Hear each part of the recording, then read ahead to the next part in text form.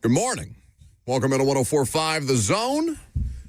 Dreary day in Middle Tennessee, but that's all right. We'll see if we can't get you through the next 3 hours. 615-737-1045 is how you participate. If you want to call us, if you want to interact via the F&M Bank chat, you can do so on Facebook, YouTube, Twitter, and on Twitch, where people like Marciano, fun name on YouTube, says another 3 hours of Buck telling us how stupid our team is. Yeah, I mean, the Titans lost again, but that is what it is. Nobody expected them to go to Indianapolis and win, so they didn't.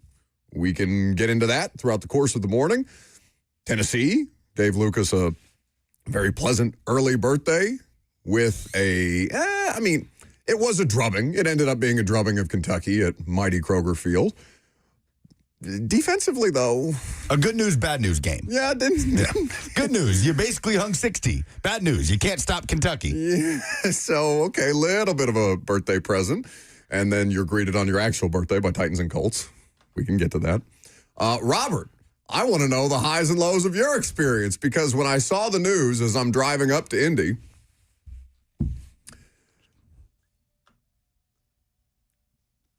yeah, one of us got to win. Look at him. Resplendent. A grind it out. Gut it out win over the rub that belly. Chicago Bears. The Baltimore Ravens. And they were coming off a 4-win streak. You guys see that? I'm aware. Did you guys see that? I sure Lamar's did. not going to play. No problem, baby. All right. Let the sunshine in. Come on. Let me hear it. Come on. Ravens now 2-5. Yeah, baby. Two games out of the lead. Times is tough around here. 2 games out of the lead, baby. That's how we're celebrating 2-5. You can't bring me down. You can't bring me down today. Okay, but I want to know the highs and lows of this, because I'm driving up to Indy on Saturday, and I waited until about 11 o'clock to get going, but I wanted to make sure that I got there on time to do the Fox show. And then in the middle of my drive, I discover that after Lamar Jackson was listed as a full participant at practice, that he was then subsequently ruled out of the game. And I know the two of you were together all day on Saturday, so I want to know what you were like on Saturday when Lamar was ruled out after John Harbaugh, who says he has nothing to do with the injury report, after the fact is gaslighting America and all of the Vegas sports books about his starting quarterback taking not first team reps, but scout team reps. Hey, they covered. They covered even if they thought Lamar was going to play. If you took that bet at -7, he still covered. So I was drunk. I was very inebriated. I was fully expecting my life and season to come to an end. I brought Lucas over some freshly squeezed cranberry juice. He did. From my juicer. Lovely. And we made some nice Kinshasa. Is that sausage? No, it's like, go ahead and tell them what it is, buddy. It smells like Worcestershire sauce. It smells like ketchup and mustard mixed together. My friend Jay got me a bottle of cachaça for my birthday. It's booze? It's a Brazilian liquor, sugarcane liquor, to make caipirinhas, the Brazilian cocktails. And so again, cosplaying as a Brazilian. Yes. So we made some with the freshly squeezed cranberry juice that Robert brought me. But we ended up having a blast. We just bar hopped. We hung out with Ricky from the Wild Feathers. We got tore up from the floor up, and we found the most annoying noise to make when your team is winning, Which is? So we heard it during the South Carolina game. I'm so happy that the teams around here don't win enough for that to be a regular thing. South Carolina plays this to the stadium, to everyone in attendance. It's like, first down, South Carolina. Yeah, it's cracking up. And we were rolling on the ground. So we were at a local establishment, and every single time the Vols did anything worth a darn, like it could have been an 11-yard catch for a first down. You're right, that is extremely annoying. You would hear it. It caught on so much that inside, we were outside. Inside of the bar, you would hear, it's like a cave, the echoes of it. You would hear us go, ooh, ooh. And then inside it, you would hear, ooh, ooh. Everyone was so excited to participate with the ooh game. So Robert was doing that inside of his home yesterday by himself as Derrick Henry, who, by the way, congratulations, passes Walter Payton for 5th all-time in NFL history. Need to get him 9 more touchdowns. Ooh, in rushing touchdowns.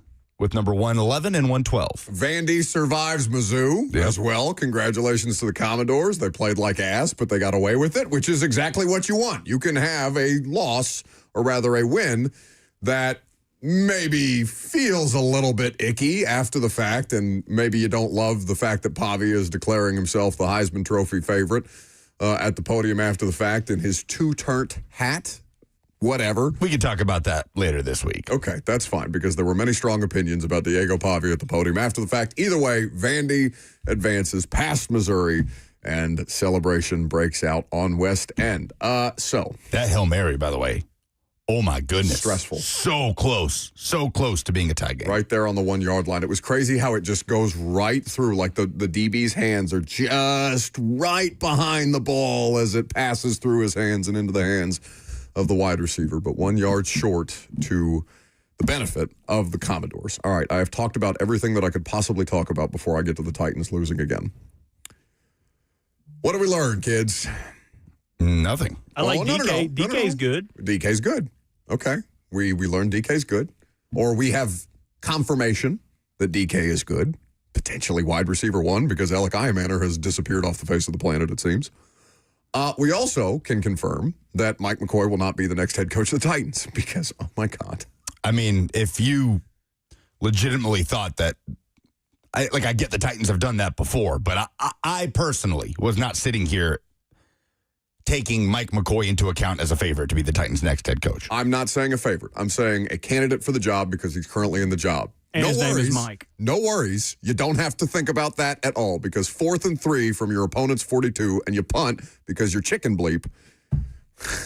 I mean, Cam Ward spoke for not just Titans fans, not just media in the press box, not just people watching at home, but all of America in saying, Mike, the bleep are we doing? Go for it. In his brief appearance on the CBS broadcast that caught him as he was coming off of the field, taking his helmet off, as Johnny Hecker trotted out there for a sad, sad punt right before Jonathan Taylor just don't lied them for an 80-yard touchdown after the fact. Just nonsense. Yesterday between the Titans and the Indianapolis Colts. Colts moved to 7-1. Titans 1-7. The other thing that you learned is that you still might have a shot at the number 1 overall draft pick, because the Jets won yesterday. Titans legend Jarvis Brownlee with the breakup at the end. Unbelievable game. How about that? 40 points from the New York Football Jets. 39 points. 39. I saw Mike Golick Jr. You know what? I'm going to give him 40. I don't care. Mike Golick Jr. tweeted. Golick Jr. tweeted Justin Fields with the revenge game on his own team after the owner of the Jets publicly, we can't complete a pass. So just bashing Justin Fields. He gets the call up. And if not for Breece Hall, though. Yeah, they didn't trust Justin Fields to throw that game winner. That's right. They scored 21 straight points in the fourth quarter. Breece Hall responsible for all of them, including a touchdown pass in that comeback victory at the Cincinnati Bengals. So there are no more winless teams in the National Football League.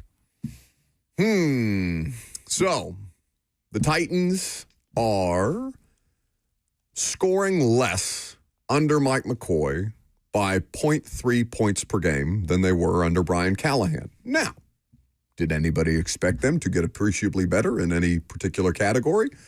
I can say, because I asked Mike McCoy, hey, what are you actually getting better at? Is there anything discernible that you could say that you're getting better at? And he immediately dismissed the question. Not dismissed the question, but just kind of dodged the question as best he could by saying, I'll have to watch the tape, which completely ignores the larger themes of, hey, where is the incremental improvement? Where is the growth coming from? They're not making any boneheaded decisions as far as operation, right? Like that stuff has gone away. And it hadn't happened since the Colts and the K-ball and all those different things that happened in week 3. They're go on and on. So I guess you can say that at least they're not doing the brain-dead moronic stuff anymore. Yeah, that was something like that would be like Russell saying, Joey Sly cost us that game yesterday. In the F&M Big Chat. I have to imagine that's tongue-in-cheek. Yeah, I'm just kidding, Russell. You're a smart guy. Well, Dadgum, you Joey Sly. Listen, I'm sure that in that building they are looking for anybody that they can blame. That's not the people that are currently operating directly under Amy Adams Strunk, because it's a war zone. Well, I have a follow-up question to that. And this is all under the premise that the Titans, although we had low expectations of this year, the entire season has been far below even those expectations. It's why Brian Callahan doesn't have a job anymore. Mm-hmm. So my question, though, is to your question of, are you getting discernibly better? Why aren't you getting discernibly better? Anywhere. Right? Just give me something. Okay. Titans fired their coach and then proceeded to lose Jeffrey Simmons and Calvin Ridley and Arden Key and Femi Oladejo and more players going down yesterday. Mm-hmm. And they are essentially being led on offense by a trio of fourth-round rookie pass catchers with a rookie quarterback. Yes. So, yeah, no, they're not getting discernibly better. It's also not a situation very conducive to getting better week over week in a discernible, dramatic fashion. So should we be terribly surprised that we're walking in here and the Titans are not 50% better than they were 3 weeks ago, and all they've done is lose players? No, don't make excuses for them. The Jets and the Dolphins behaved like a professional football team yesterday, and the Tennessee Titans have one win on the season because Arizona pooped its pants. Mm-hmm. Like, I'm not.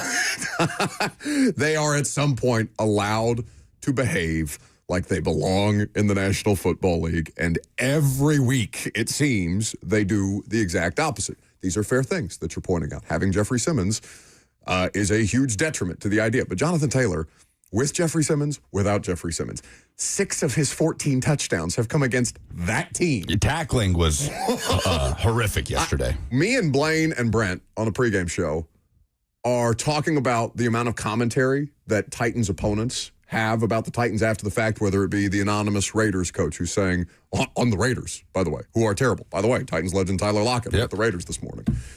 The anonymous coach in the Mike Silver piece saying that's the worst team I've seen in 25 years of football. And not heaping praise on the Raiders by any stretch of the imagination. You got Michael Pittman in week 3 saying, yeah, they came out with no juice, not antagonizing, not taking shots, not poking the bear, not trying to, give your divisional little brother a noogie after the fact. He's just saying casually, yeah, they came out with no juice in pregame warmups. We said, let's go take it from them, and we did. They put 41 on the Titans that day. You have the quotes from the Patriots wide receiver, Kayshon Boutte, last week saying that it was lazy safety play, lazy cornerback play, and I know they explained it away after the fact, and Mike McCoy is getting in the press conferences with us and saying that he doesn't agree with the commentary around the football team and the lack of fight that they seem to show on a weekly basis, even though the professional athletes, both current and former, are commenting on the idea that this team does not fight. Blaine, it's the first time that I've heard him kind of take that tact yesterday, and I'm sure he'll speak more about that on Blaine and Zach later this afternoon.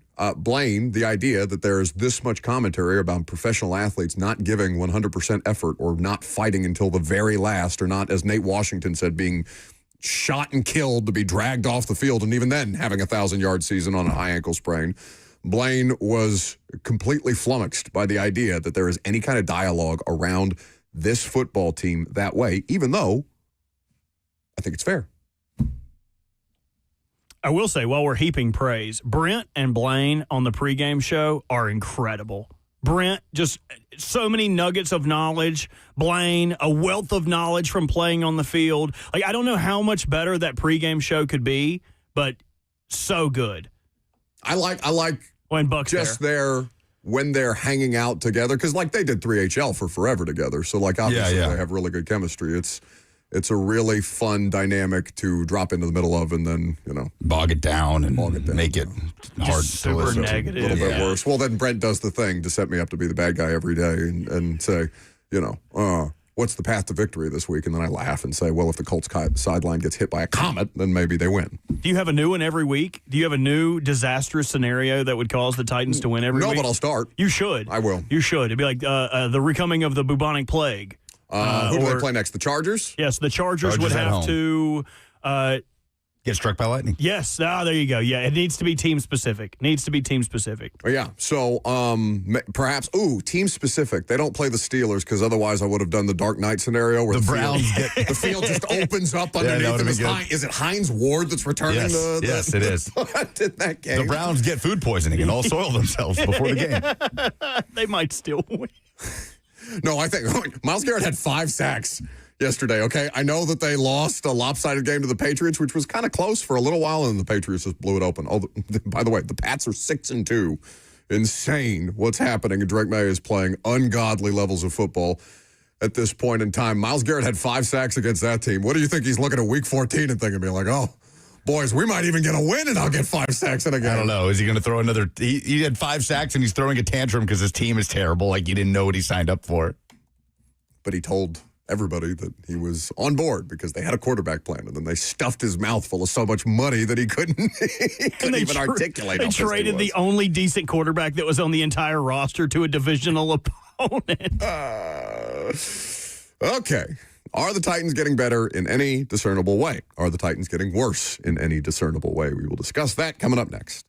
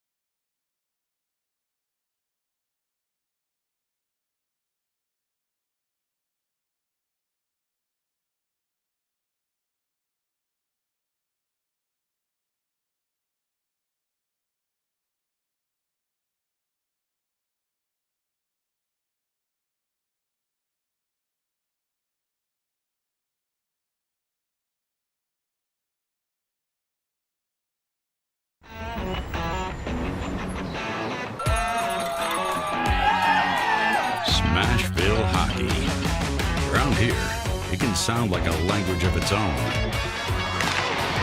But hey, if you can pronounce Demumbrian, then names like Yossi, Shea, and Marchessault will roll right off the tongue. Nashville Predators, only in Smashville.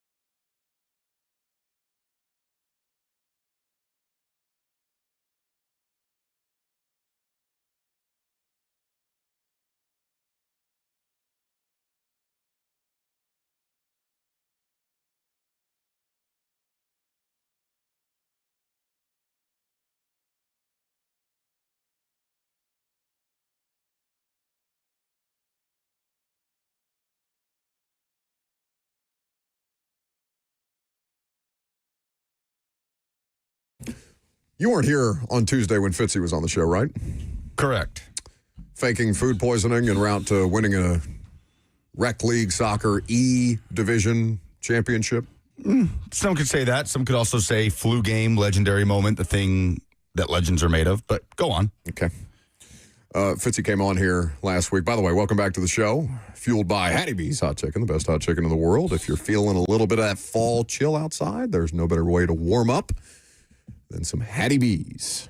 Download the app, and their Middle Tennessee locations will be open in just a little more, 36 minutes from now, when you can start to get the best hot chicken in the world. Fitzy came on here and said he would fire everybody. Just clear it all out. Just get it all out of here. Reset the board entirely, top to bottom, and move forward as a result. Save Cam Ward or Jeffrey Simmons. How funny was it that Adam Schefter is tweeting that the Titans are not planning on trading Cam Ward?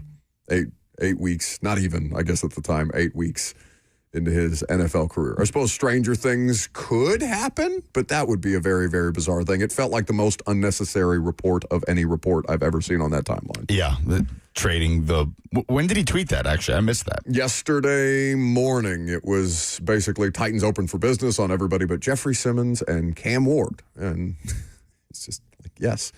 Fitzy also came on here and said that if the new coach doesn't want Cam Ward, that you should be open to training Cam Ward at the end of the season, but that's a conversation for another day.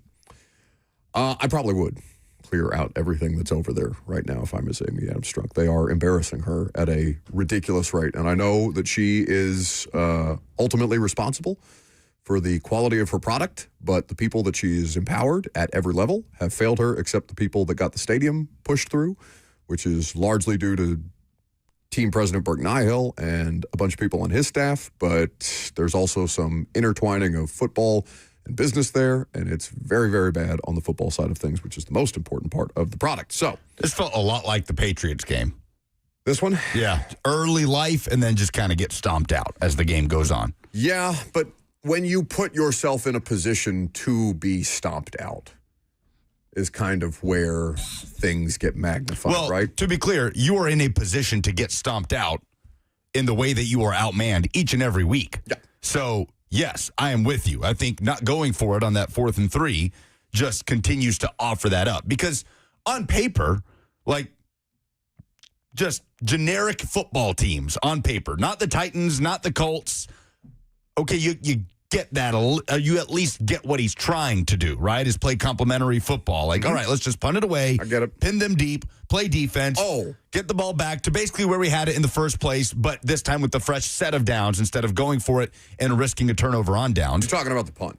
I'm talking about the punt. Yeah. No, I don't understand what he was trying to do there. I think it's nonsense. To be clear, I don't agree with it, but on paper, that is the logic, correct? Yeah, no, that's what he said in the postgame. Can I hear from Mike McCoy, Robert, on the 4th and 3 punt from the opponent's 42 that ended up resulting in a 80-yard touchdown as soon as the Colts got the ball back on offense? Well, it was something we talked about. Hindsight, you look back, say, God, the last thing I thought they were going to do would have the big touchdown run after that. So, yeah, God, you look back, say, God, I should have gone for that. But, initially when I said to punt it, you pin them deep, and the defense, had done a nice job through the second quarter, and you pin them deep, get the ball back. But looking back, that's when you wish you said, God, we just went for it.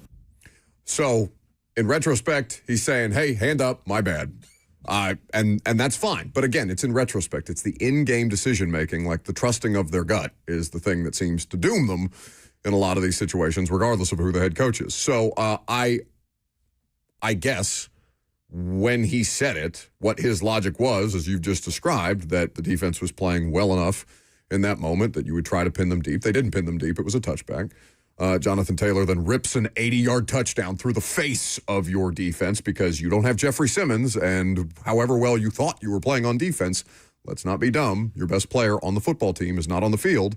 So I don't know how much you want to lean on that defense that's down L'Jarius Sneed and Arden Key and Femi Oladejo and Jeffrey Simmons and all these other pieces and parts, and you've traded away Jarvis Brown, like all the different things that have happened to the Titans defense throughout the course of the last couple of weeks. So lean on the defense that doesn't have anybody to lean on, and Jonathan Taylor makes you pay. Well, the defense had already been playing above its head at that point, right? They had gotten a couple consecutive stops. They sacked Daniel Jones twice on the previous drive. It was some Colts effery on that first drive where they're getting too cute. Like, what is this pass to, who was it, Ashton Doolin? Yeah, I'm not talking about the first drive. I'm Lost talking 8 yards about, and they had to settle for a field goal. Like, the Colts media are sitting behind us, bitching and moaning. Like, what are they doing? They're playing with their food. Go out and kill them. No, for sure. I don't know why Taylor didn't get a touch after that 12-yard gain on the first play of the game. It was just arrogance. Like, they were just like, bleep you. We'll throw it 5 times. But that drive's got nothing to do with what we're talking about here. There was a stretch at the end of the second quarter where the Titans defense played well. They gave the offense the ball back with 30 seconds left, and Cam Ward did some nice things. He flashed a couple plays to Alec Iomanner, to Chimere Dike,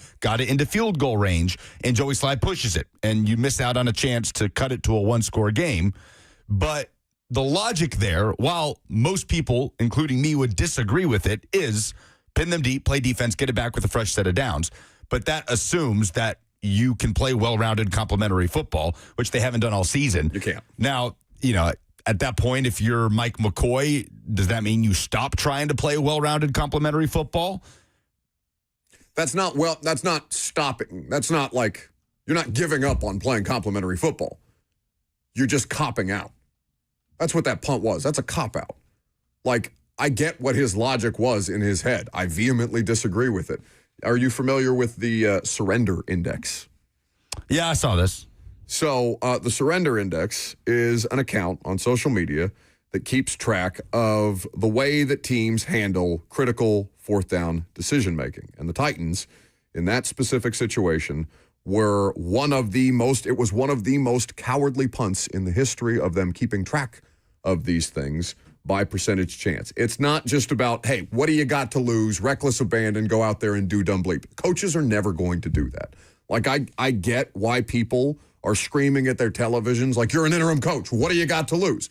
That's never, no matter how mindless or how stupid that might seem to you as a fan, that's never the way that a coach at any level is going to operate. But you can take into account the percentages. This is the tweet from Surrender Index.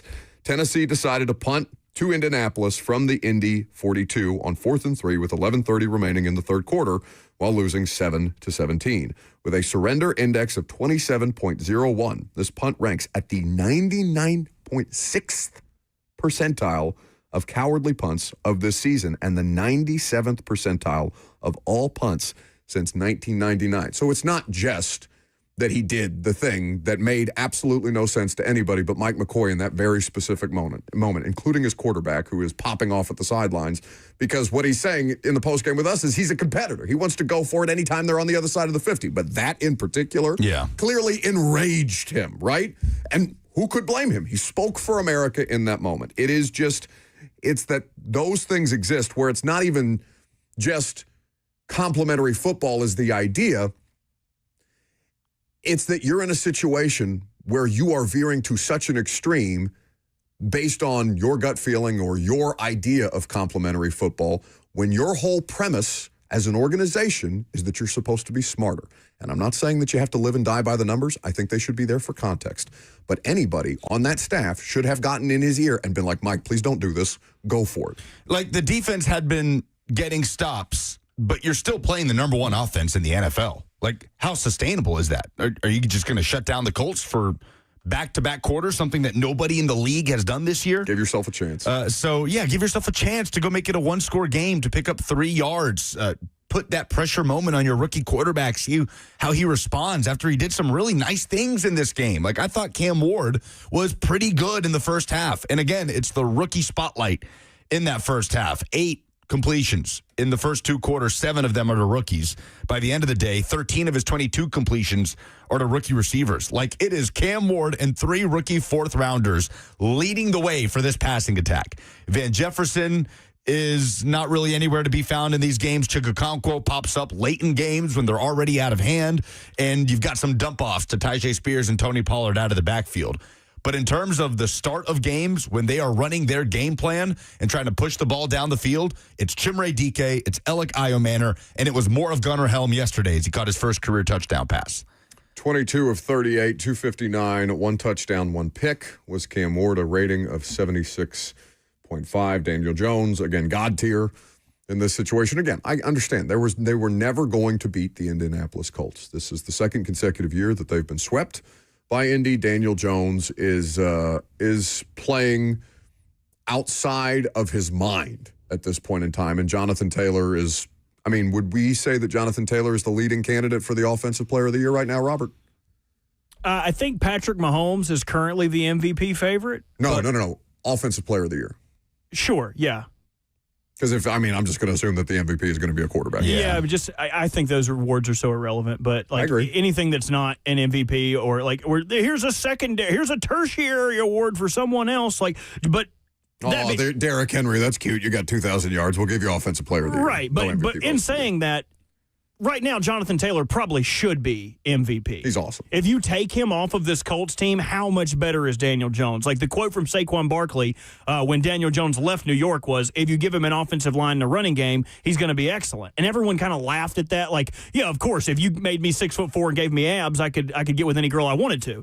But like, that's the case that's going on right now. He's providing that experience for Daniel Jones. I'll have to look at the markets, though, to see what the standings are for the MVP race. And, it's allowing everybody else on that roster to play outside of their minds. Alec Pierce is all of a sudden Justin Jefferson, like catching not touchdown passes, but catching 50-yard bombs over the head of Daryl Baker Jr., who's, out there because they're out of corners and they're traded corners, and they're going to guys who haven't been active for a game like Sam Womack because all of your guys who are out there are now going down, and it's just a mess at every turn. The Cam Ward thing, I hear you on him doing some nice things in this game. And there are only so many things that he's going to be able to do when, as you pointed out correctly, they are not capable of playing complementary football around him. So he's just fighting an uphill battle at every turn.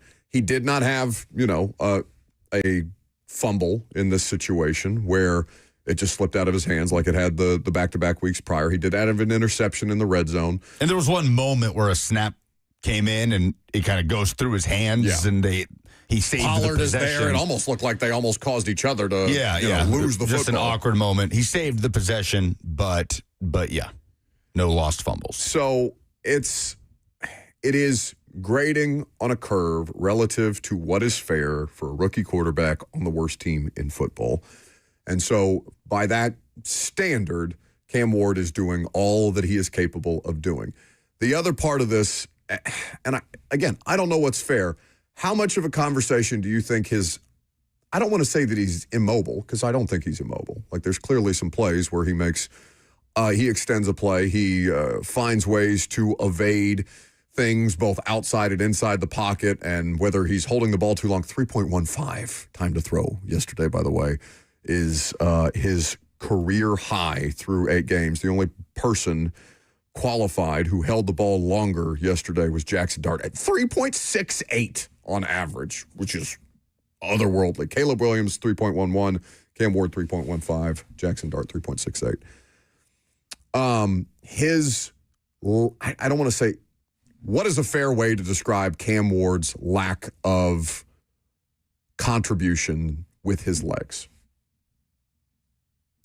What do you mean? Like, he's not a dual... we knew he wasn't a dual threat quarterback. Correct. There are opportunities where he is opting to hold the ball, seeking something down the field, though, as opposed to maybe just taking a few extra yards here or there. It causes a situation, and this is something that we can talk to Coach Mack about, we can talk to Ben Jones about, because obviously quarterbacks, Tannehill was more mobile, Mariota more mobile, Levis, you would have to call a play to get him to use his legs, and sometimes he'd just, throw himself off to the sideline and try and make something happen. But like Cam Ward seems to be the least willing runner of the last four quarterbacks that we've seen. Yeah, there was one in the second half yesterday where there was a first down there for the taking on a scramble, and he held on to it, pushed it downfield, incomplete. They ended up punting it away. I'm saying the defense doesn't have to defend all 11 in those situations. It makes the Titans a little bit, I'm not saying they're one-dimensional for a great many reasons, but it's just an extra dimension that he doesn't have right now, or that they're not utilizing right now, that seems to make it a little harder on him and harder on them as an offense. I'm not saying that it would solve anything necessarily, but it's just an additional threat that they don't have that a lot of NFL teams do. Well, that big game hunter style of play was a note of criticism on him coming out, and it's obviously been a talking point so far. The problem is, too, and that can translate over to sometimes what the defense is giving you isn't just an underneath route for a 6-yard gain. It is a quick 7-yard scramble instead of pushing for that 23-yard gain down the field. But the problem is the Titans are not playing in games that are conducive to making your quarterback want to take the easy play, right? The larger the deficit gets, the more Cam Ward's going to want to push it down the field and look for the big play and try to get his team back into the game. So it's all kind of working against itself, right? Like, it's no coincidence to me that the Titans' best offensive football with Cam Ward, especially in recent weeks, has been early on when the entire game plan is there. The game is there for the taking. It's either scoreless or tied or a one-score game. But, yeah, then you get into these second halves where you're down by 3, sometimes 4 scores, and probably makes it a lot tougher for Cam to take the quick 6-yard scramble or check down as opposed to trying to push it to Alec Iomanner down the field for a 40-yard gain. And we can talk about that, Robert. I know you didn't pull the back and forth that we had with Cam last night about the miss to Iomanner, where a lot of fans on social media were accusing Iomanner of giving up on the route, and then Cam Ward looks very animated. I didn't obviously see that in real time until we looked up at the television and saw. I wouldn't say he gave up on the route. He slowed. He slowed, for sure, in the middle of that route. But Tehran has the next-gen stats, the ability to replay the play immediately after, and the dots that you've seen that are at ESPN's disposal because they pay for a premium version of next-gen stats. Tehran, and I trust TD's analysis on this a great more than most people, is saying, no, the ball is in the air, like he's running his route. He's not giving up on the route. What the adjustment is from Alec Iomanner is he's trying to track the ball in that situation, not slowing up, because all of us in the press box prior to looking up at the television and seeing Cam Ward, chirping a little bit at Iomanner after the fact are like, oh, he just missed him. Because Iomanner is trying to track that ball in real time, and because he's having to adjust and also run as fast as humanly possible, and the degree of difficulty on that is something that I think most people would not be able to identify because this stuff isn't Madden.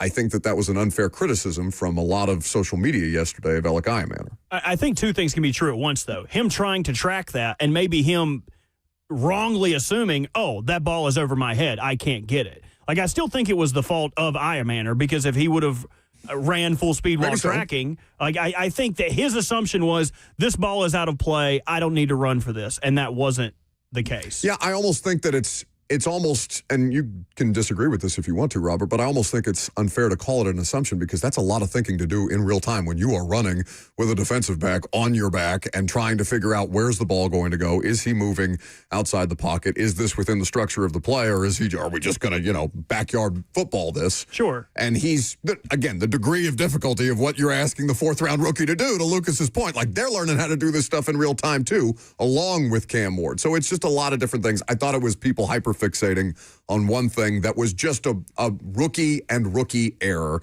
At the same time, could Cam Ward have done something better? Could Alec Iomanner have done something better? It doesn't have to be on one player or the other. I do have updated MVP odds for you on the way out. Patrick Mahomes is still your favorite at plus 135. Yep. Jonathan Taylor has the 9th best odds to win MVP at plus 2,000. Well, that's nonsense. In front of him, he's the first skill position player on the list, and you don't see another one until Puka Nacua or Jackson Smith and Jigba. In front of him, Patrick Mahomes, Josh Allen, Drake May in third place at plus 420, Matthew Stafford at plus 1,400, Jordan Love at plus 1,600, Daniel Jones at plus 1,600 in front of Jonathan Taylor. I think that's a little disrespectful. Yeah. Like, if you're asking who has been more impressive, who is more important to the success of the Colts, it's Jonathan Taylor. It's 100%. Peyton Manning all but said that on, I don't know if you guys saw that clip making the rounds where Teddy Bruschi's asking Peyton Manning to sell him on Daniel Jones, and he immediately brings up Jonathan Taylor. We can get back to that a little later. Brian Kelly got fired yesterday because LSU lost again in a situation where they made some mind-numbing decisions. He's not the only LSU coach to be fired. We can talk about that coming up next.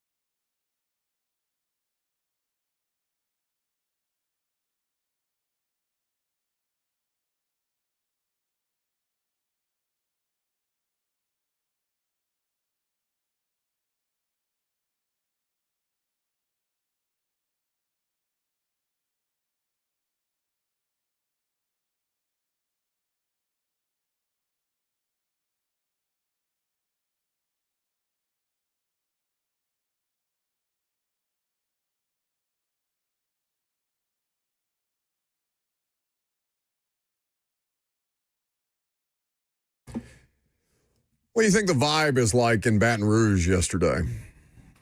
Toxic. Right. Toxic? Well, but they got what they wanted. I mean, I suppose it was toxic here, too, and then Titans fans got what they wanted, and Brian Callahan got fired. But Brian Kelly, bad year for Brian's. Well, not so bad for this Brian, given the buyout, the nature of his buyout. Do the buyouts just not mean anything at all anymore? It's definitely crazy to look at a $53 million buyout and not even really blink at it. Like, yeah, well, that's just what it is, where that used to just be a mind-blowing thing. So it's an embarrassing loss to Texas A&M in Death Valley that gets Brian Kelly got. And there are also, snippets making the rounds on social media of Brian Kelly barking at his now fired offensive coordinator about decisions that were made in game. You can see them talking to each other on the headset and things like that. Brian Kelly clearly animated about this, especially given that according to Josh Pate and other people more in the know on these things, Brian Kelly had kind of dug his heels in on his offensive coordinator hire. They gave him, in November 2021, LSU, a 10-year, $95 million deal that also includes incentives.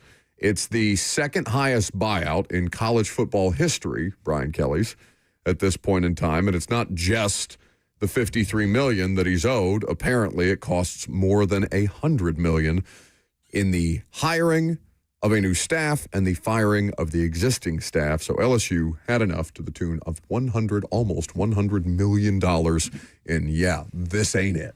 The crazy thing is his worst season, I suppose this could end up being the worst season of his tenure, if you still consider it his tenure, if they were to lose a couple more games. But so far, his worst season as LSU's head coach has been 9-4 last year.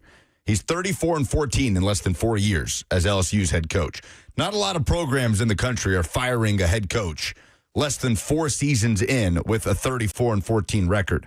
But there's obviously so much context around that. The fit was a bit of a question mark going in, clearly rightfully so, not just because he's not from the South. Plenty of coaches have had tons of success that are not from the South at Southeastern Conference schools.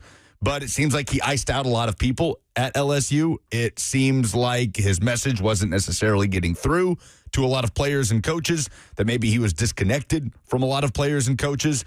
And all you have to say about Brian Kelly is he went 8-4 with Jaden Daniels breaking records, throwing the ball to Malik Neighbors and Brian Thomas Jr. At LSU, that's just not going to cut it. Like, if you're not going to make a push for a national title with the Heisman Trophy winning quarterback and those kind of numbers, hard to imagine it's going to happen for you. And that was the expectation for LSU coming in. Obviously, they have fallen well short of it. Most impressive win of the year was at Clemson. Clemson is going right down the drain this season. Yeah. So Brian Kelly's buyout of over $53 million is the largest buyout since who? Well, that would be James Franklin. Jimbo. What was James Franklin? I thought it was 56. Franklin's a little less than that. I think it was about 50. So Jimbo 85. Jimbo 77. Okay. What do those two have in common? Brian Kelly's $53 million buyout, Jimbo Fisher's $77 million buyout. Enlighten me. LSU Athletic Director Scott Woodward, former Texas A&M Athletic Director Scott Woodward, now responsible for the two largest buyouts in college football history. I assume Scott Woodward will be in charge of the next coaching search. He made two of the splashiest hires in recent college football history, in modern college football history, at A&M with Jimbo and at LSU with Brian Kelly. What direction does Scott Woodward go now at a program that is telling everybody, no, you either compete for national titles or you are fired? There is no in-between. Brian Kelly was living in the in-between, and he's out of a job at this point. Crazy to think he and James Franklin are both done before we even get to November. So that's LSU, Florida, Penn State, UCLA, who got dog-walked by Indiana, by the way. Yeah. Arkansas, Virginia Tech, Oklahoma State, and Stanford will have a coaching vacancy because Frank Reich apparently just wanted to do it for a year to, do a solid for his buddy Andrew Luck and then go back into retirement because Frank Reich doesn't actually want to do this in the NIL era. I think Auburn's going to join that list with Hugh Freeze. They survived last weekend. Yeah. They came back and won. They were down 21-10 after a dreadful pick six. If you're Hugh Freeze, though, don't you just point at the state of SEC officiating in your games and be like, hey, man, it's cost them this year for sure. It's probably not going to, turn them into a college football playoff contender or anything like that, but I mean, like, hey, I'm kind of getting a raw deal here in a lot of these games. You could also point to Jackson Dart, and Hugh Freeze has not been shy to, in so many words, blame his quarterback that Not he Jackson brought Dart, in. Jackson Arnold. Jackson Arnold, excuse me. That he brought in, that he went out and got in the portal, but they did make a change. Ashton Daniels finished out that game for Auburn after the horrendous pick six thrown by Ross or Arnold. What is wrong with me? And we'll see if that Many gives them a things. spark. Auburn has Kentucky, goes to Vanderbilt, and then Mercer and Bama to finish out. So the Vandy and Bama games look like L's for Auburn right now. They've already got 4 losses. So if they squeak into a bowl game with a bit of a resurgent back into the season with Ashton Daniels, I don't know, man. I don't know if that's enough. If you're an LSU fan, do you want James Franklin or do you want Lane Kiffin?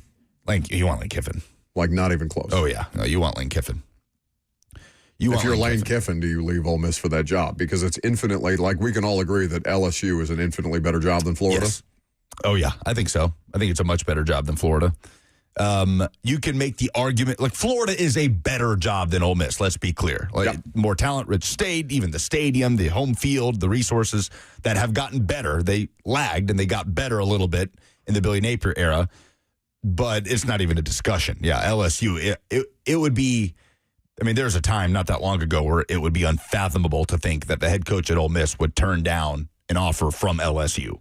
So, it's again, we talked about this with Tony V, right? It's about Lane Kiffin, the state of Lane Kiffin. Yeah, we don't know. How happy is he with his family? His daughters go to Ole Miss. Like, these are things we don't take into account.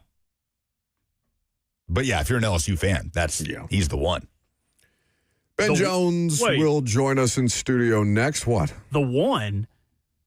There's only one man that needs to be the head coach of that school until he dies.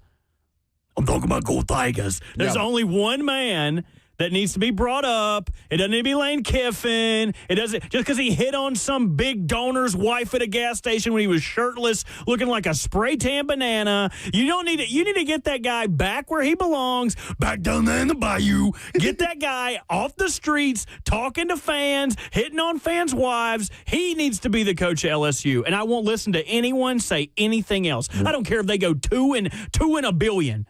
He's the coach. All right, take a breath. God, thanks. I needed that.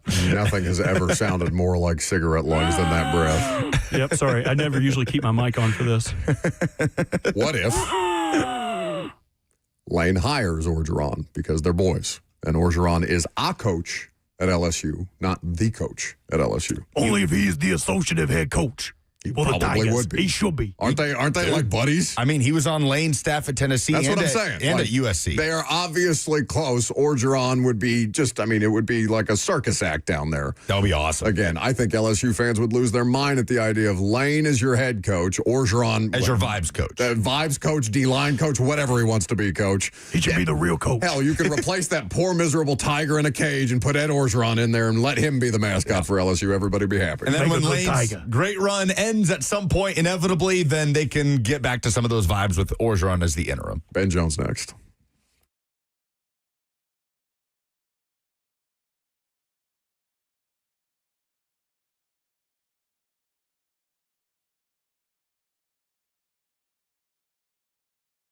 The Tennessee Men's Clinic is here to help you if you are struggling with performance issues, because those things happen as your body starts to change, as you get up there in age. And the Tennessee Men's Clinic wants you to know that those things do not have to be inevitable.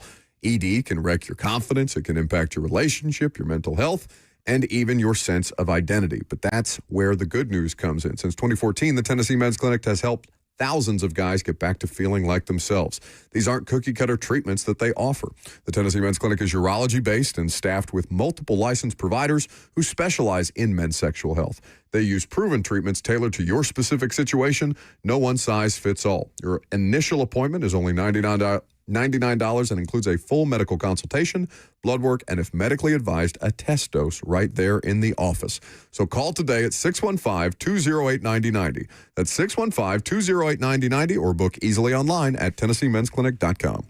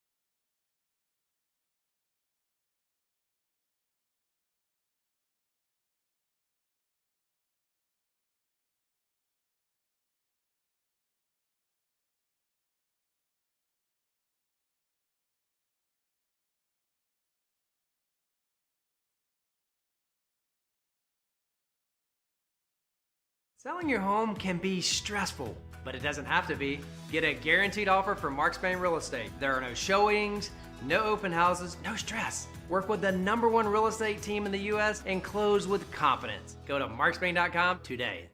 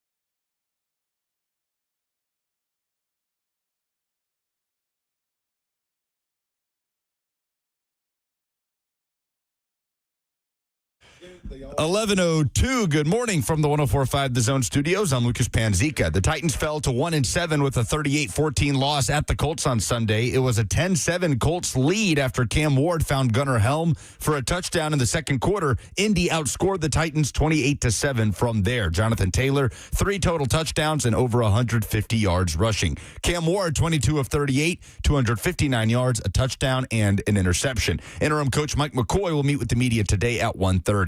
The Tennessee Vols took care of Kentucky in a 56-34 road win. They get to 6-2. Joey Aguilar, 3 touchdown passes. 3 Tennessee receivers went over 100 yards as the Vols move up to 14 in the AP poll. They get ready to host Oklahoma on Saturday. Meanwhile, Vanderbilt moved up a spot to number 9 after a 17-10 win over Mizzou. Commodores are 7-1. They head to Texas this weekend. In other college football news, LSU has fired head coach Brian Kelly following the 49-25 loss to Texas A&M Saturday, dropping to 5-3 on the season. Kelly went 34-14 in less than 4 seasons. He will receive a $53 million buyout. For all your foundation repairs and waterproofing needs, visit USSTN.com. Breaking news at once on your home for the Titans and Vols. This is 104.5 The Zone.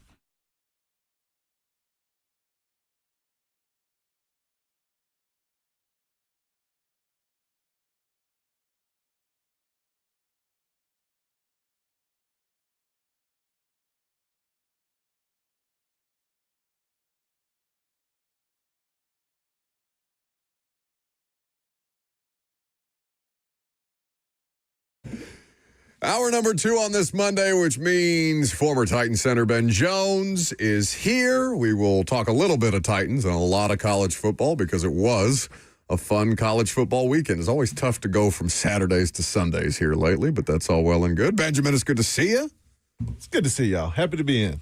Always a pleasure. 615-737-1045 is the number if you would like to participate. Facebook, YouTube, Twitter, and on Twitch is how you get involved in the F&M Bank chat, where Robert is currently arguing with a fake Chad Brinker. What is the fake Chad Brinker trying to argue about, unless you're going to get upset? No, I just thought it was goofy. He was saying that Lane never wins the big one, even though he just won a big one this week. First road win against a ranked SEC team for Lane Kiffin. Are you surprised at the rate of college football coach firings that are happening right now? It's crazy, and it's all big programs. It's not like, or this and that. It's like your Floridas, your LSU's, like your premier programs, they expect to win there. Like, you're here, you're expected to win, and it's nuts. The buyouts, insane. Insane amounts of money. And like now, to Lucas's point, we were talking about it in the first hour, Ben. I don't know if you caught any of it, but like you're almost numb to the idea of $56 million for Brian Kelly or 53 for James Franklin, or what was it? You said 77 for Jimbo. I'm not quite numb to 77. 77. No, that's crazy. Billy Napier's was in the early 20s, and that used to be like I remember when Gus Malzahn got fired at Auburn, and it was similar. It was in that range, and that was a record-setting buyout, like a crazy number to think about. And now that number is just dwarfed by multiple other coaches in the same conference. I wonder how much of this is being propelled forward by the idea. I mean, it's always been a level of pro sports, right? It's just minor league, feeder league, whatever you want to call it. But now, where the athletes are being compensated, Ben, I just don't know how much that has helped the situation where you now have coaches who are being paid exorbitant amounts of money, athletes who are making, and not every athlete is making, a 7-figure deal or something like that, but there's enough of them going around where you're asking the boosters to contribute to the NIL fund to help fuel the program and things like that and keep up in this college football, college athletics arms race that's going on right now where, I mean, it's almost like you have to consider it professional sports no matter how you try to fight that off with amateurism. Yeah, I don't understand, like, who's paying that buyout, like, and you're paying the players, like, that's a lot of money to ask for a booster. I feel like at this point, like $100 million in total is what it's going to cost LSU between firing the current staff and hiring the next one. Ben, $100 million. That's a lot of money to win. I love college football. I love it, but that's a lot, guys. That's a lot for losing some football games. Yeah, and I mean, there's a difference, right, Lucas, between the way that Penn State made the decision and what happened at LSU. I mean, Penn State feels like, and I know Pate's talked about this a good deal, but the idea that they just, fire James Franklin because they're tired of James Franklin and not necessarily considering the fallout implications of what happens to the recruiting that James Franklin was. I mean, that's his bread and butter, right? Whatever he is as an in-game coach, like the recruiting is always something he's excelled at.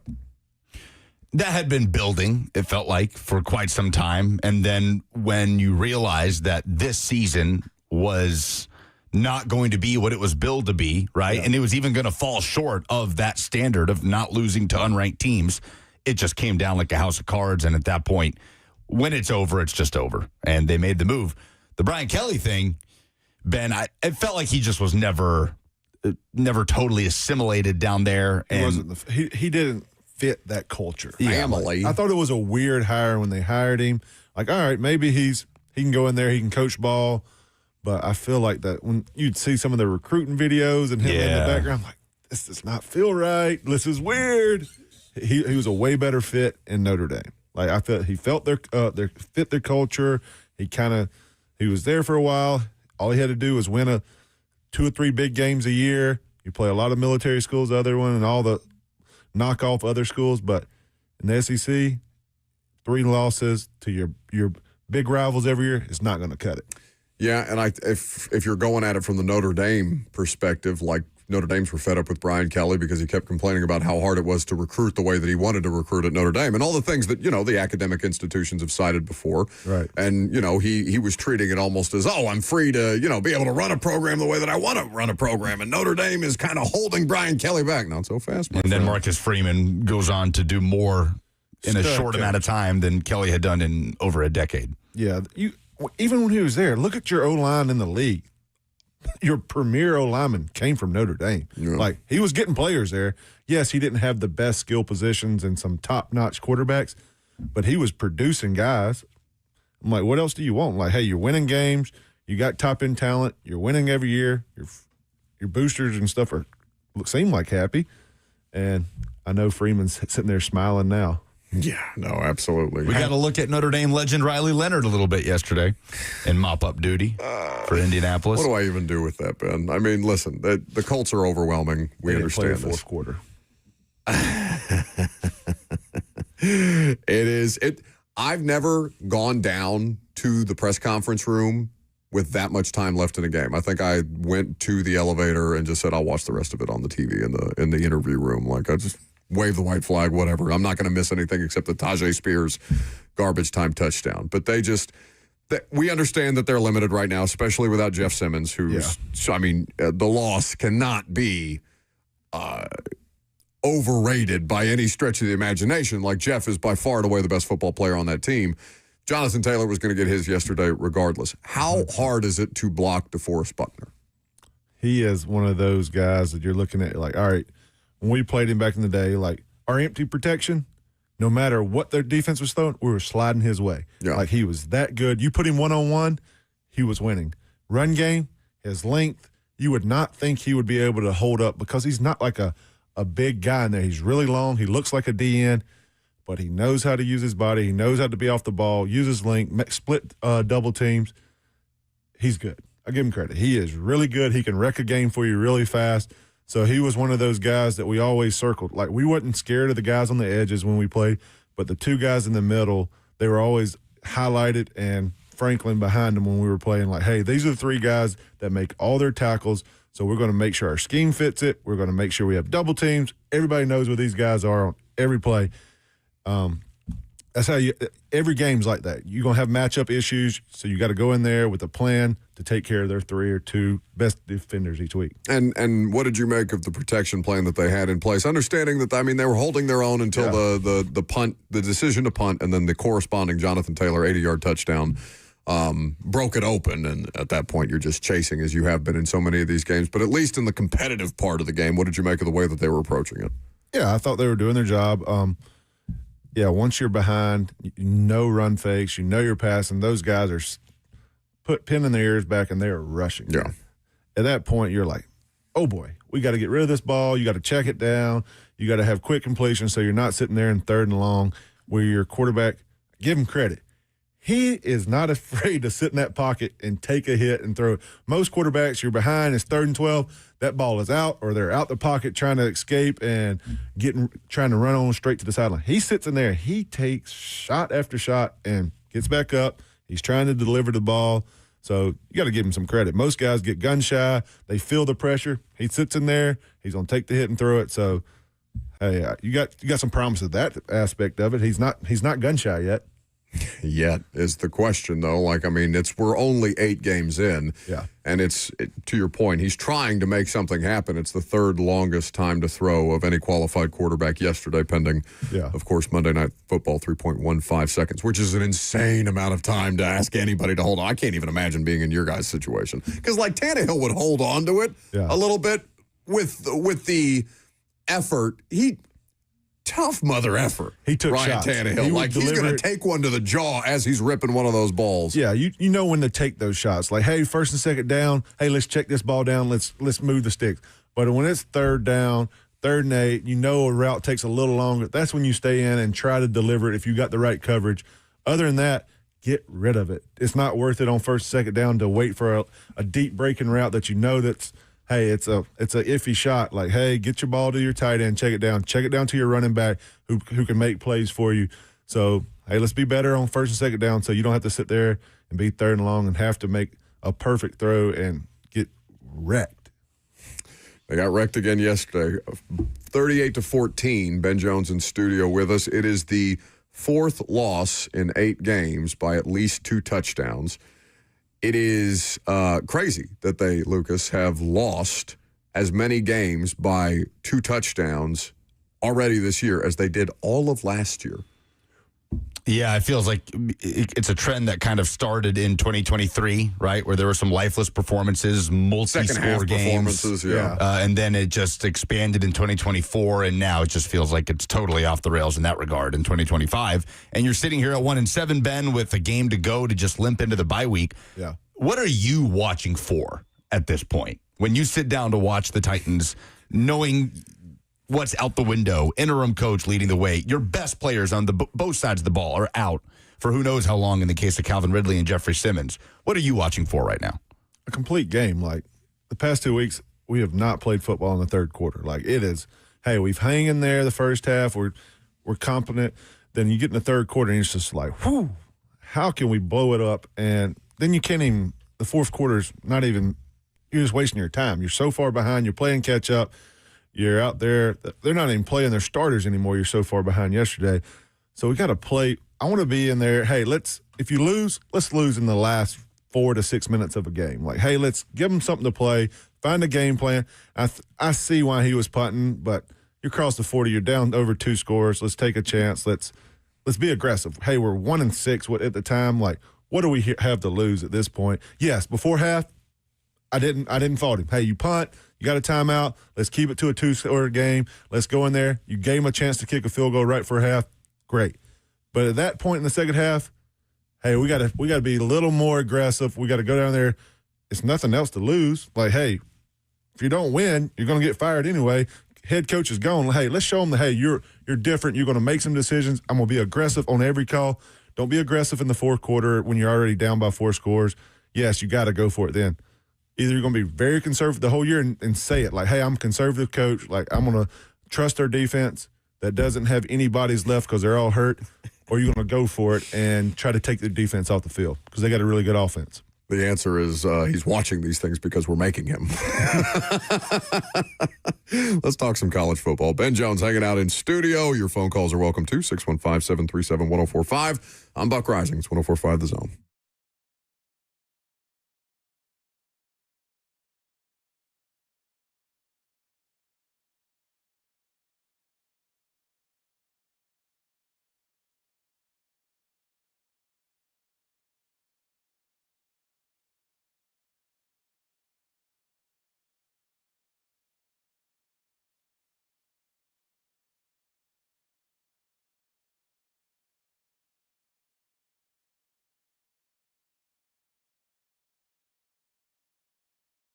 Your Halloween costume should be scary, not your retirement planning. Trajan Wealth can help take the fear out of that financial planning, which is why you need to call them for a free consultation today.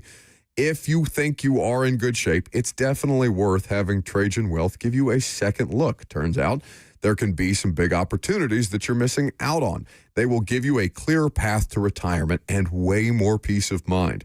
They're fiduciaries, which means they'll put your needs first. You should trust them with your future. They will go above and beyond to make sure that you are exploring wealth management strategies, retirement planning, and tactical investments that make the most sense for you and your family. 2 locations in Brentwood and Franklin. You can call them at 615-270-5000. That's 615-270-5000. Or visit them online at TrajanWealth.com. Advisory services offered through Trajan Wealth, LLC, an SEC-registered investment advisor. This is a paid advertisement.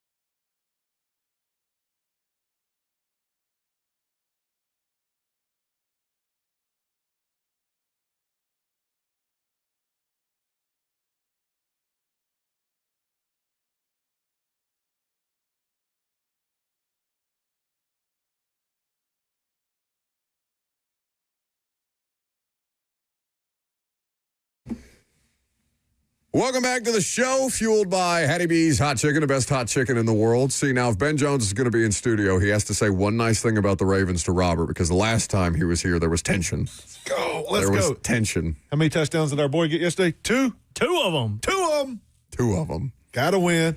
Some drama over there, I heard, about the quarterback situation. Oh, no. We ain't talking nothing about that. It's only good stuff. It's the first time I've seen him smile in a month and a half, Ben. I think he's back, right? He's going to be back. He did some scout team last week. He was a full participant on the scout team. Absolutely. Just a clerical error. Yeah. He Nothing practiced. to see here. Who cares if he took first team reps? He practiced. Yeah, who cares what the letter of the law is? Like, come on, don't you want to give us a little benefit of the doubt? Their asses are about to get fined. Oh, yeah, Hey, but who it ain't my cares? They money. won. Yeah, it ain't my money. Hey, That's how the, NC only, fans feel today. the only way it's going to tick me off is if they're like, you're going to lose your first-round draft pick. Yeah, that's bad. Then I'd be upset. But if they're going to take a fifth away, we got 5 of them. Who cares? Take them all away. Are they? They're not actually talking about draft compensation. I'm talking about, like, money. Yeah, sure, but Scotty's got plenty of money. Yeah, they're going to win games. Who cares? You win some games, you make that back. Where were your eyes on the college football landscape Saturday since your Georgia Bulldogs were off, Ben Jones? In between kid sports and stuff like that, I watched the Vandy game. That was if they almost scored down that Hail Mary, I was like, oh my goodness. I mean, they did almost score on that Hail Mary. Like, I was like, we're no talking way he caught inches. that. I was like, please tell me they did not score. So that one. Gutted for Bo Prabula in that game to get carted off on Do the we goal know line what? like that. Do we know what the injury is? I assume it's going to be leg, right? longer term at this point in time, because he left on the card. I didn't. Eli Drinkwitz said after the game, for sure, the rest of the regular season. It was an ankle injury. Further testing, according to Matt Zinitz, revealed a bad sprain and ligament damage. No surgery. So he said there's maybe even an outside chance he could return during the regular season. A lot of qualifiers in there. Yeah, I watched the Alabama game. Man, South Carolina should put that one away. They should have won. Give them missed credit. opportunity. They missed field goals. They threw a fumble pick by down Sellers there. at the end. The fumble at the end. That was the game. And you're like, all right, that was the one that Alabama should have dropped. Going there, wasn't ready. Early game. Then I watched the A&M game, and holy cow, they're good. Glad we don't play them. Yeah. Glad we don't play them. They're not on our A&M schedule. is also. I mean, A&M is obviously ascending. I feel like they've ironed out some of their inconsistencies on offense, and LSU they just look so discombobulated out there. Yeah. Their quarterback had over 100 yards rushing, 200-something yards passing. They did. The game shouldn't have been close in the first half, and the second half they figured it out and didn't turn the ball over and stuff like that, and it showed that it was superior. Texas A&M was on a whole nother level than LSU that night. Outrushed them in too. Death Valley. Well, that's the night. crazy thing. That's the fireable offense if you're Brian Kelly, right? Because they've been playing that game for how many years? A&M and LSU. That's one of their hallmark opportunities and a bit of a grudge match, depending on how you view college football rivalries. But like that part of the country takes it very, very seriously anyway. And if you're an LSU fan, you're looking around and be like, I'm sure you're not glad that you lost the game, but you're probably like, all right, enough of this. Yeah. LSU 2 of 13 on third down, outrushed 224-60.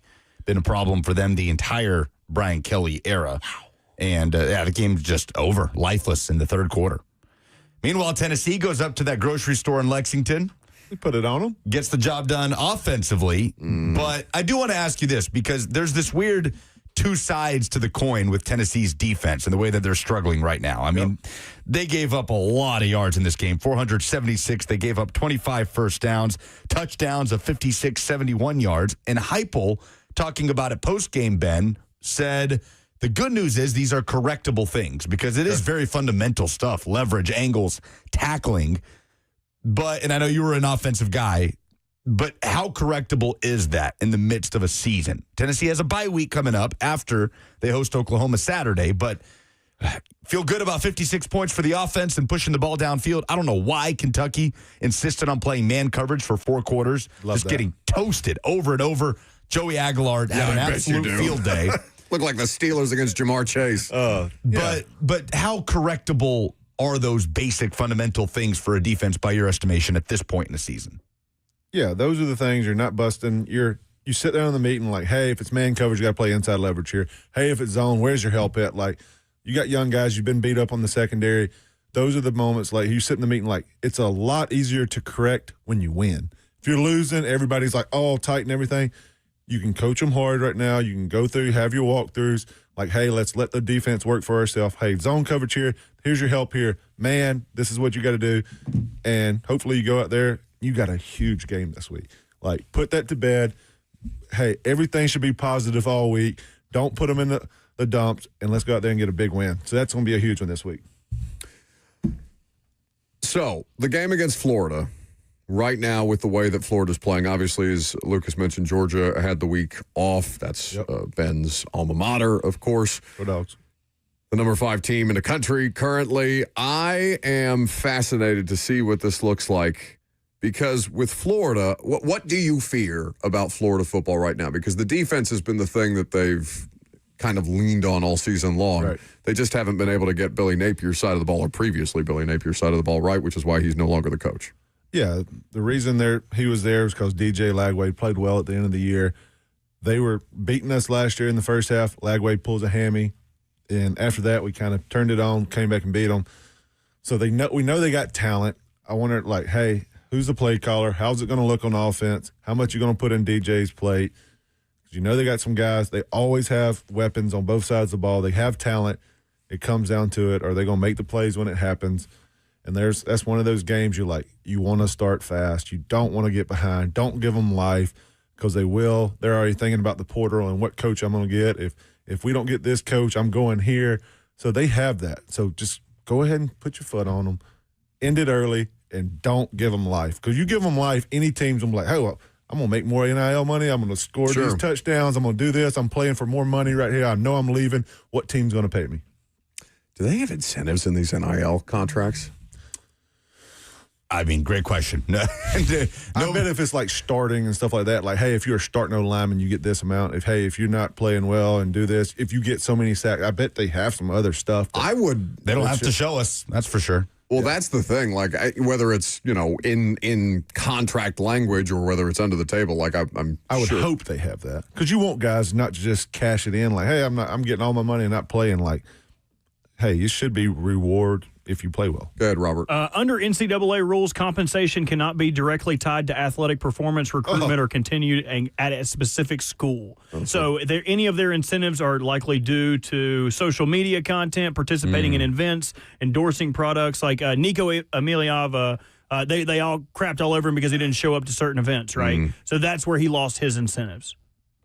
That's true. He left a lot of money on the table by just ghosting stuff like that. Tough scene for him at Mighty Memorial Stadium this weekend, by the way. Sorry, go ahead. Indiana's good, guys. I don't know. Yeah. Hey, I never thought I would say that, and I thought last year they just played a cupcake schedule and lost the games they should have. But, man. The Mendoza brothers both getting in on the action. Do they have a game left on the schedule that they're not going to win by 21? I mean, they should win all of their games the rest of the way through because the big one was at Oregon. Yeah. No, and it was at Penn State. Yeah. Yes, and that's coming up this week, right? In 2 weeks. 2 weeks.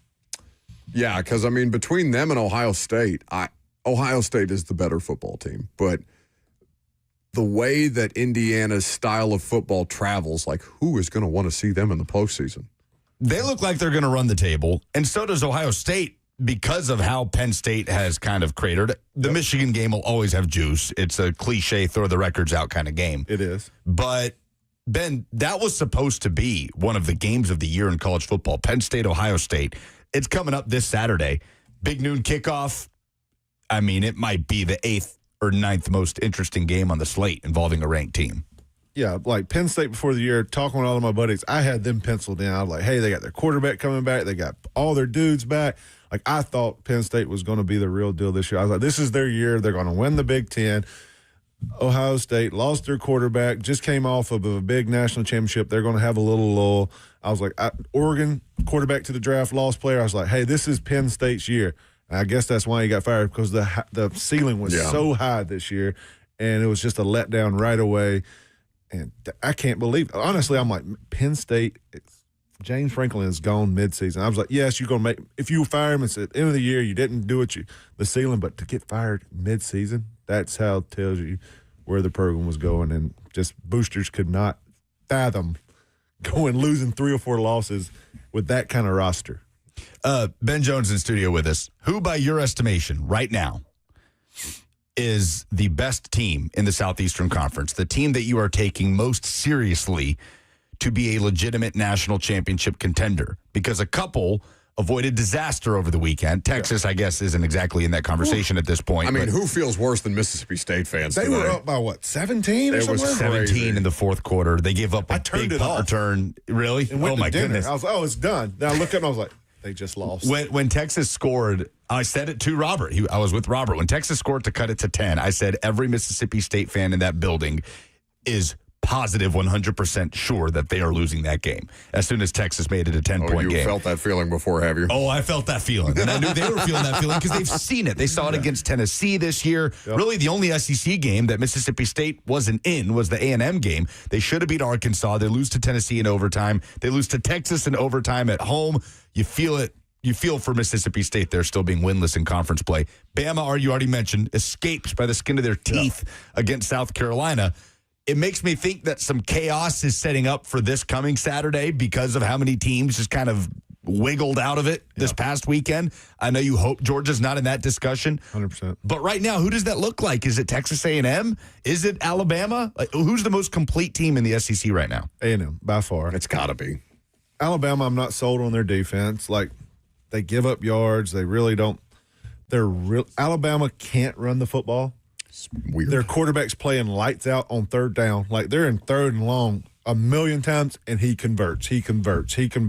Like, you give him his stars. Like, hey, if it's 3rd and 8, give me Ty. He's completing it. He's going to have a guy wide open somehow. So I don't know what they do on 1st and 2nd down. They try to run it to keep you honest, but on 3rd down, he delivers. And other than that, I don't think they're that good on defense. If you can run the ball and you got a good defense that can rush like South Carolina got after them. And they're not a good team this year. Like, you thought South Carolina Sellers was going to be a stud, but A&M, I'm a hard sell on them right now. I think they're really good. Yeah, I am fascinated to see what the rest of this season looks like because Georgia's probably second, right? If you're looking at the way that Gunnar Stockton's playing, I know it's an unconventional Georgia team with the way that they play defense. We're not as good as on defense as we've been in the past. Like, we've hung our hat on being good defense and just run the ball and get by on offense. Now it's the other way. And right. It's scary. It scares me. I'm not used to it.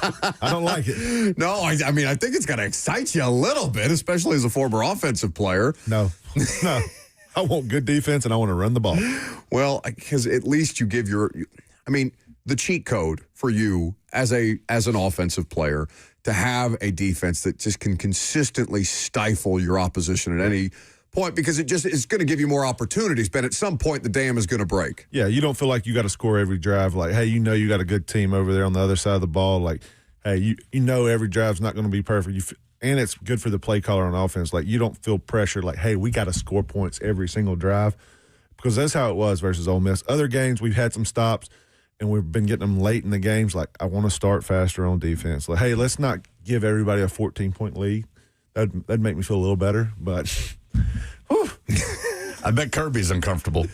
He has to be. But to your point, Texas A&M right now, the only offense in the SEC that's given them spades of trouble is Bobby Petrino in Arkansas that pushed them last week. But they got to go to Mizzou and play a freshman third-string quarterback who, by the way, hung in and made some play, kept Missouri in that game. Matt Zollers, after Bo Prabula went down. It was an ugly game, but whatever. It was. Point. And then they got to finish out on the road at Texas, who feels like is improving a little bit in the back half of the season. They are. That'll be a game. It's a rivalry game. Like, I didn't think Texas was going to go and beat Oklahoma the way they did.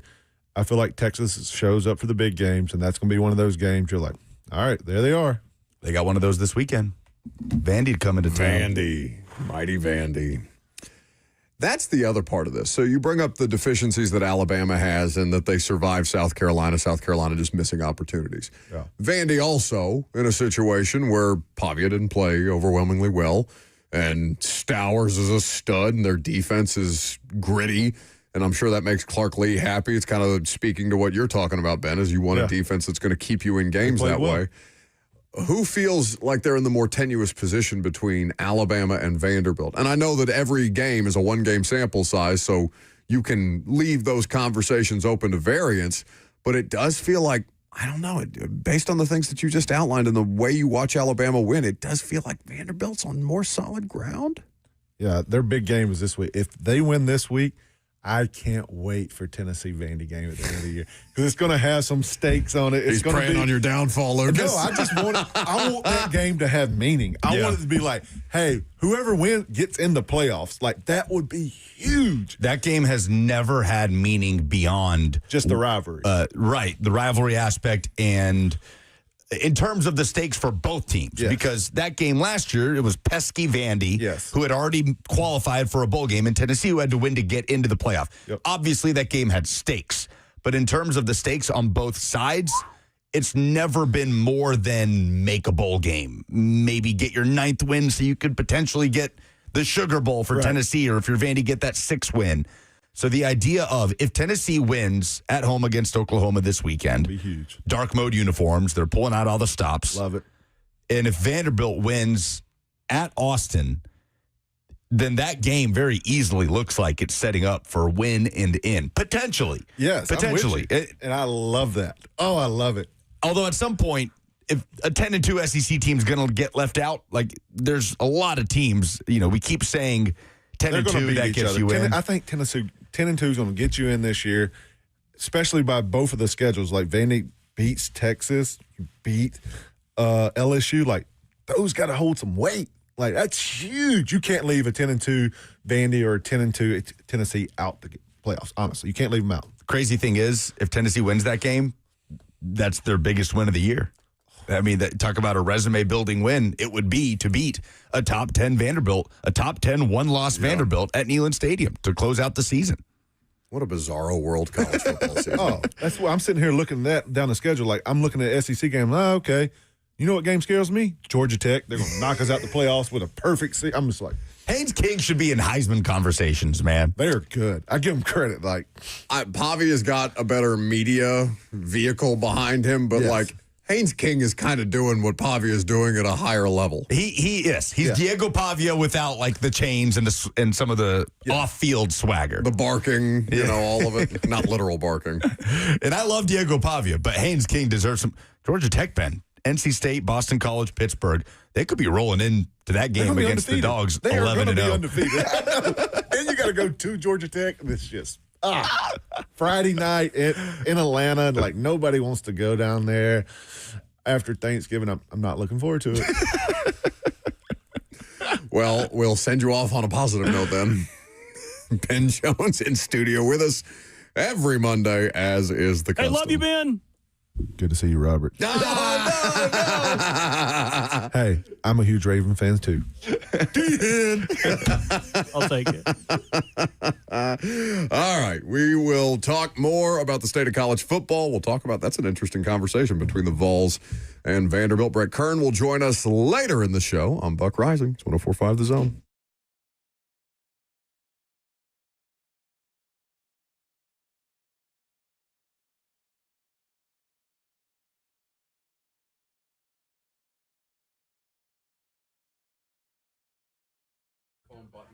Oh, no.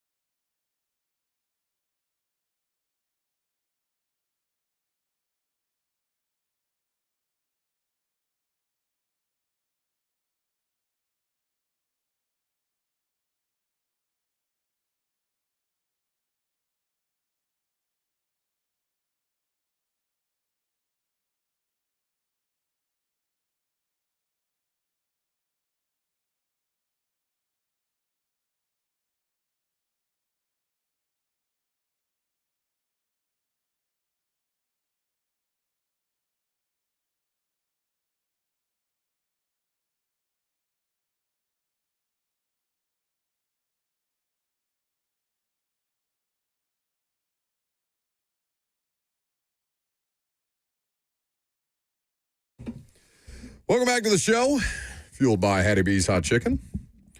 So the Vols get it done at Mighty Kroger Field. I live, by the way, for Ron Slay's post-game videos. They delight me. The post-Kentucky ones are always especially good. I always expect him to pull out that sound effect, the little kitty cat sound effect that he has back there for 3HL. Yeah, let me get the dust off of this thing. Let me find it. But yeah, he is triumphant today. How is this it? No, wrong one. He's got all kinds of animals back I here. think that's for Georgia week. What about this one? Is this a? Okay, yeah, there it is. Oh, it sounds like a little baby. That always cracks me up. I hope everyone out there who has cats in their house, their cats are like, who the hell let a baby in here? How do you feel about your defense? Because 30-plus by the Kentucky offense is not something that you expect to see, especially this year where Kentucky's offense has been just god-awful. Yeah. Well, first of all, Tennessee, I will say, went up there and did exactly what they needed to do. This game didn't need to be stressful. It needed to be a cathartic blowout, and it was in a lot of ways. And how about this? Joey Aguilar, 396 pass yards. That is the highest mark in the Heupel era at Tennessee, which would probably surprise some. Hendon Hooker in that Alabama shootout classic had 385. So Aguilar does that. 3 Tennessee receivers go over 100 yards for the first time since when? Tell me. 2019. Marquez Callaway, Juwan Jennings, and Josh Palmer in a game against Mizzou where Jarrett Garantano threw for over 400. Tennessee won 24-21 a few years ago. So, yeah, it's frustrating. You're up 28-7 in the second quarter, and you let Kentucky come back and make it a one-score game.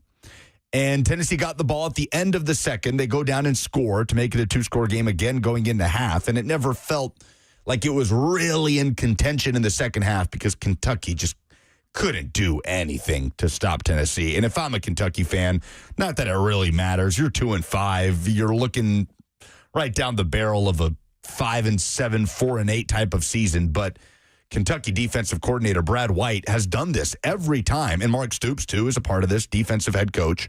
Every time they play Tennessee, it's cat coverage. You got this guy, I got that guy, and every time they're just getting toasted.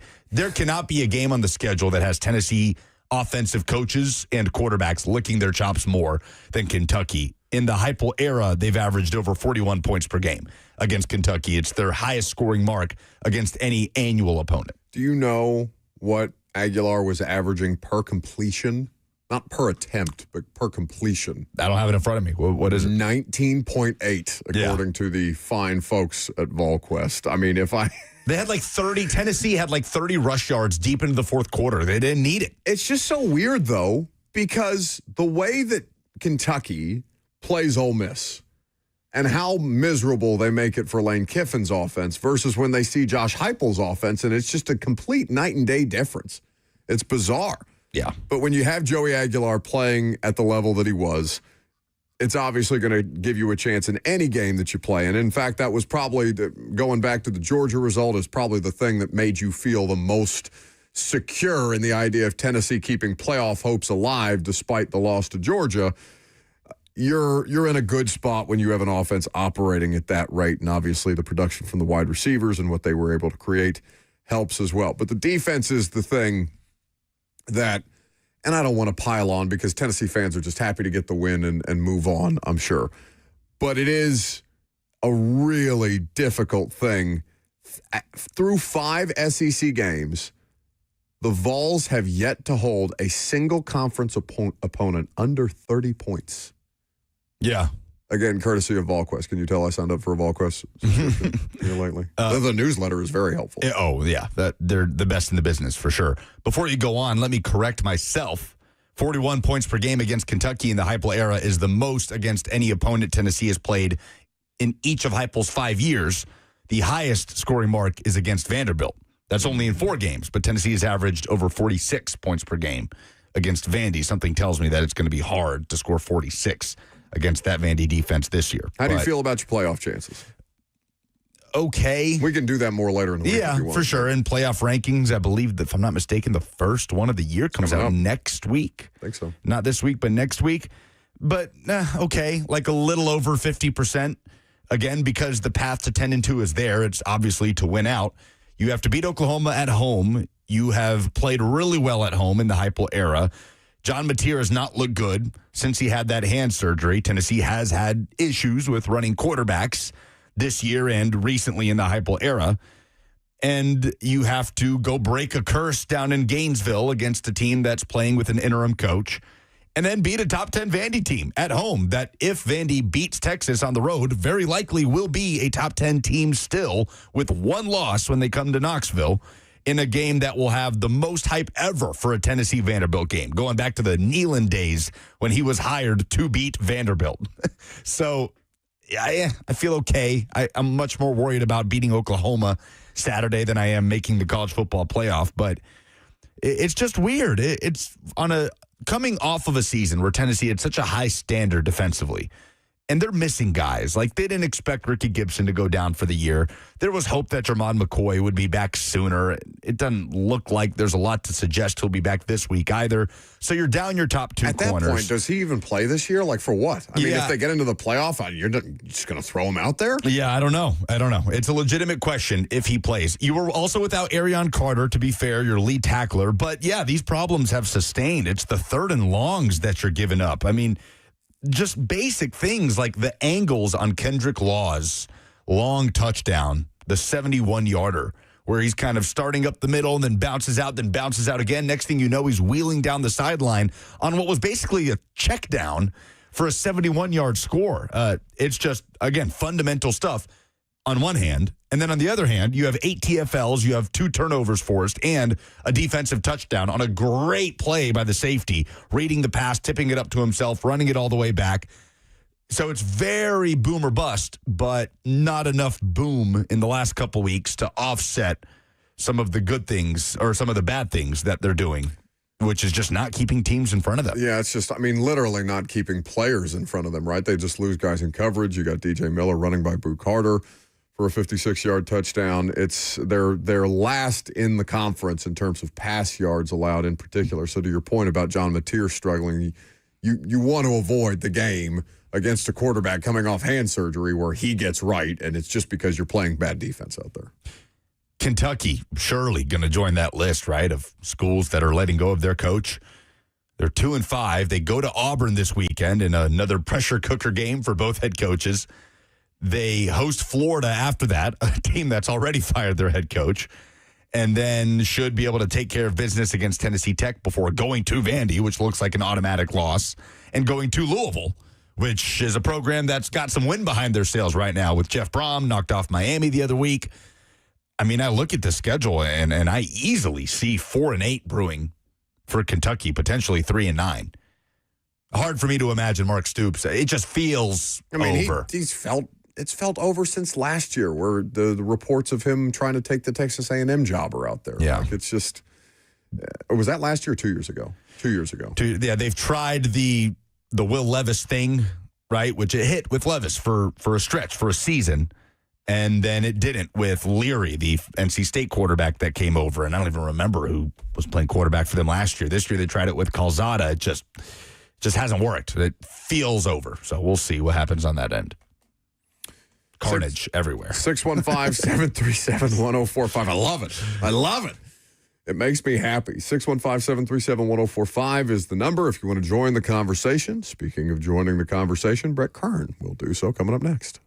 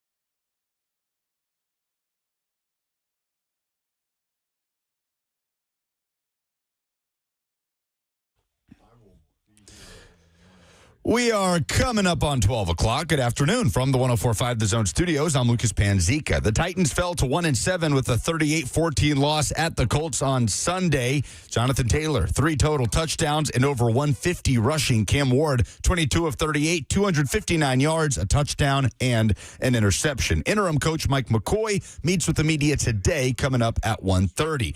The Tennessee Vols took care of Kentucky in a 56-34 win to get to 6-2. Offense played well. Defense, not so much. Joey Aguilar, 3 touchdown passes. 3 Tennessee receivers went over 100 yards. Tennessee up to 14 in the AP poll. They host Oklahoma on Saturday. Meanwhile, Vanderbilt moved up a spot to number 9 after a 17-10 win over Mizzou. The Commodores are 7-1. They head to Texas this weekend. In other college football news, LSU has fired head coach Brian Kelly after a 49-25 loss to A&M Saturday. That dropped them to 5-3. Kelly, 34-14 in less than 4 seasons. He receives a $53 million buyout. Tonight, the Chiefs host the Commanders on Monday Night Football. Washington starts Marcus Mariota at quarterback, in for the injured Jaden Daniels. Kickoff at 7:15. You can hear the Westwood One call right here on The Zone. And the World Series continues. Game 3 in L.A. Dodgers and Blue Jays tied at 1 in the series. First pitch at 7 p.m. For all your foundation repairs and waterproofing needs, visit USSTN.com. Breaking news at once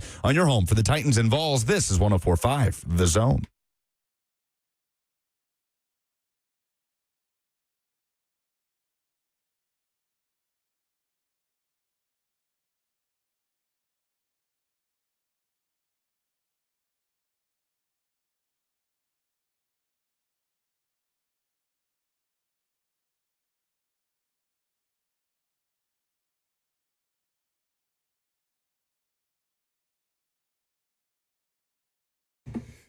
Welcome back to the show. Final hour is upon us. Brett Kern is here, which makes us happy. Hey, buddy. That's good.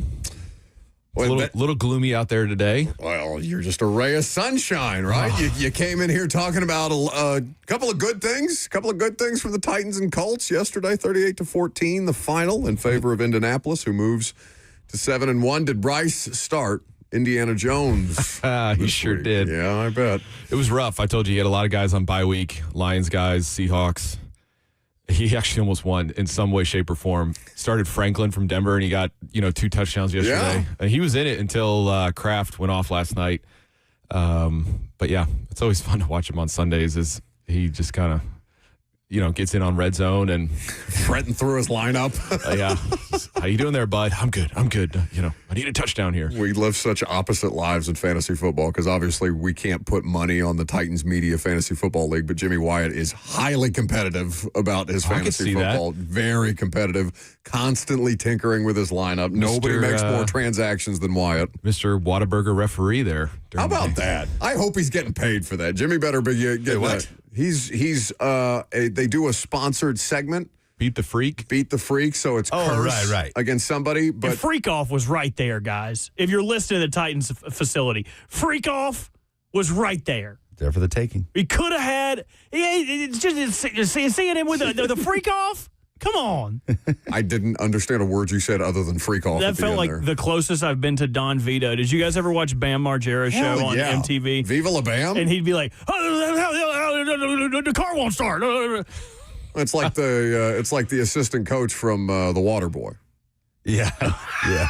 I had that pulled up earlier when I was going to make a Orgeron joke. You like to see homeboys naked. There's nothing wrong with that. Either way. So, what did you take from the first half of the Titans and Colts before things started to melt down? And then we will talk about the punt on 4th and 3. Yes, about that. Yeah, I mean, I thought, the Titans came out pretty well. They had a pretty solid first half, obviously. Oh, I hate to interrupt you, Brett, but I need a little Breaking Titans news, please. Breaking Titans news.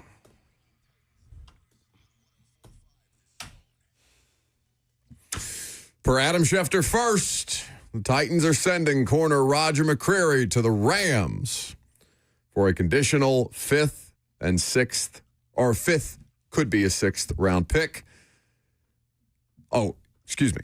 Titans are sending cornerback Roger McCreary to the Rams for a conditional 5th, 6th round pick swap, per sources. Conditions: Titans get a 5th round pick closer to the beginning of the round, which most likely would be the Titans' original 5th round pick. The Rams receive the 6th round pick that is closest to the end of the round. The Titans currently have 3 6th round picks. Would this be the Ernest Jones trade?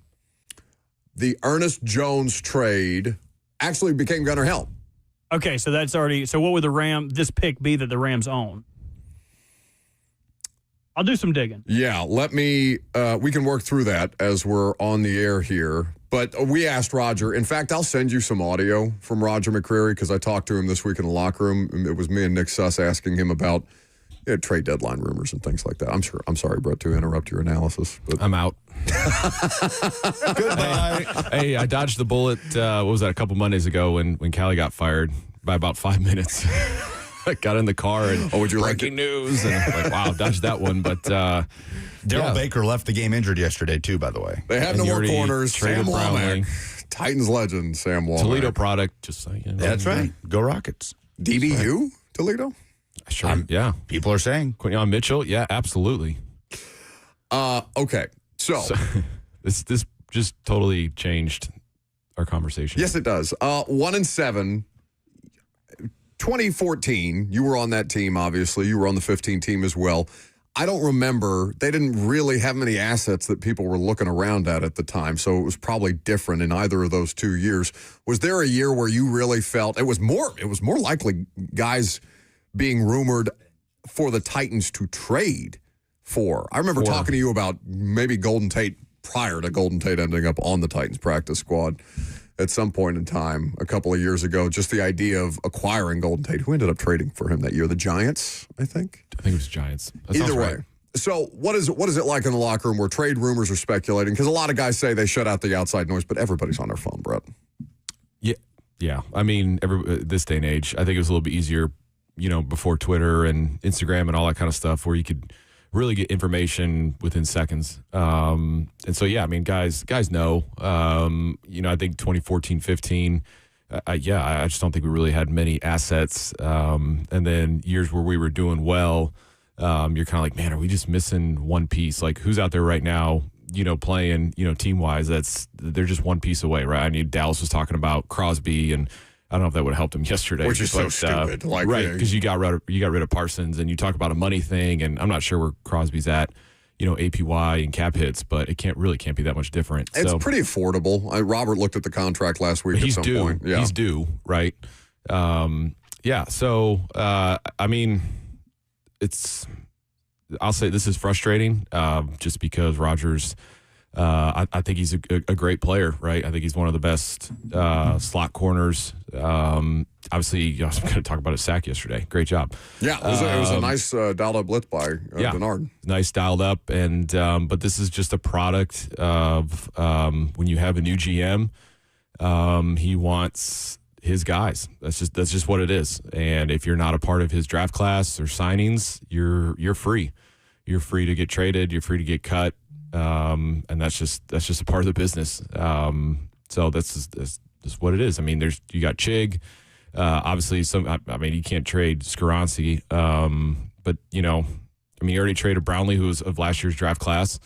And so it's just, it's a shame because you want guys like Roger. I was only in camp and off-season stuff with Roger, and he's a great kid.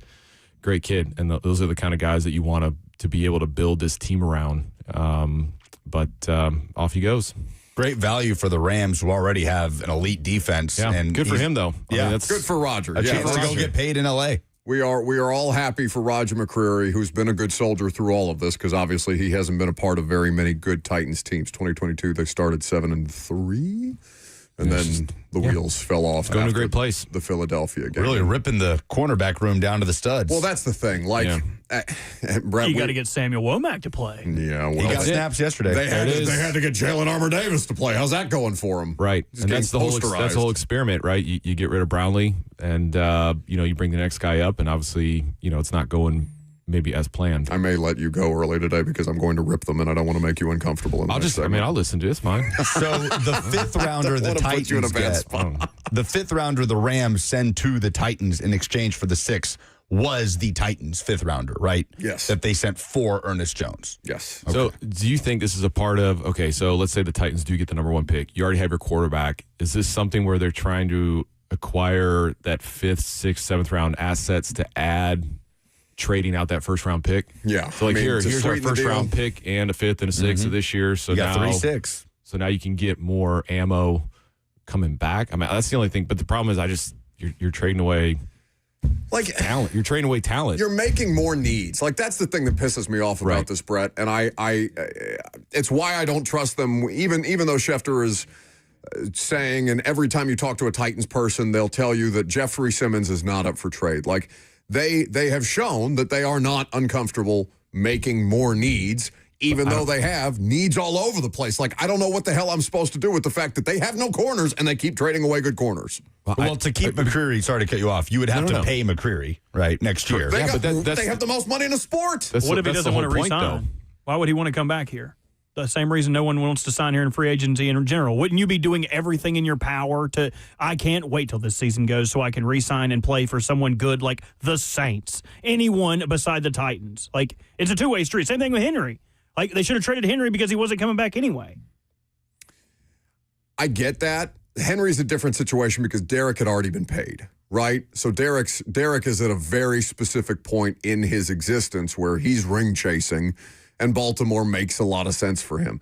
But I don't know if the idea, like, there's always more money. They have more money. They have no state income taxes. Like, you can sweeten the deal for Roger McCreary if you want Roger McCreary badly enough. But they clearly don't value the guys who are on this roster prior to them making the decisions as far as the roster control goes. I just think it's nonsense. Enough people have cut you off. No, I just, I mean, you're happy for Roger in a sense. You're going out to L.A., a winning team, honestly a Super Bowl contender in the NFC. For sure. If they re-sign him, I mean, that's great. Obviously, being California will get you taxes-wise, and I know that you can make more here. But, I mean, these are the guys.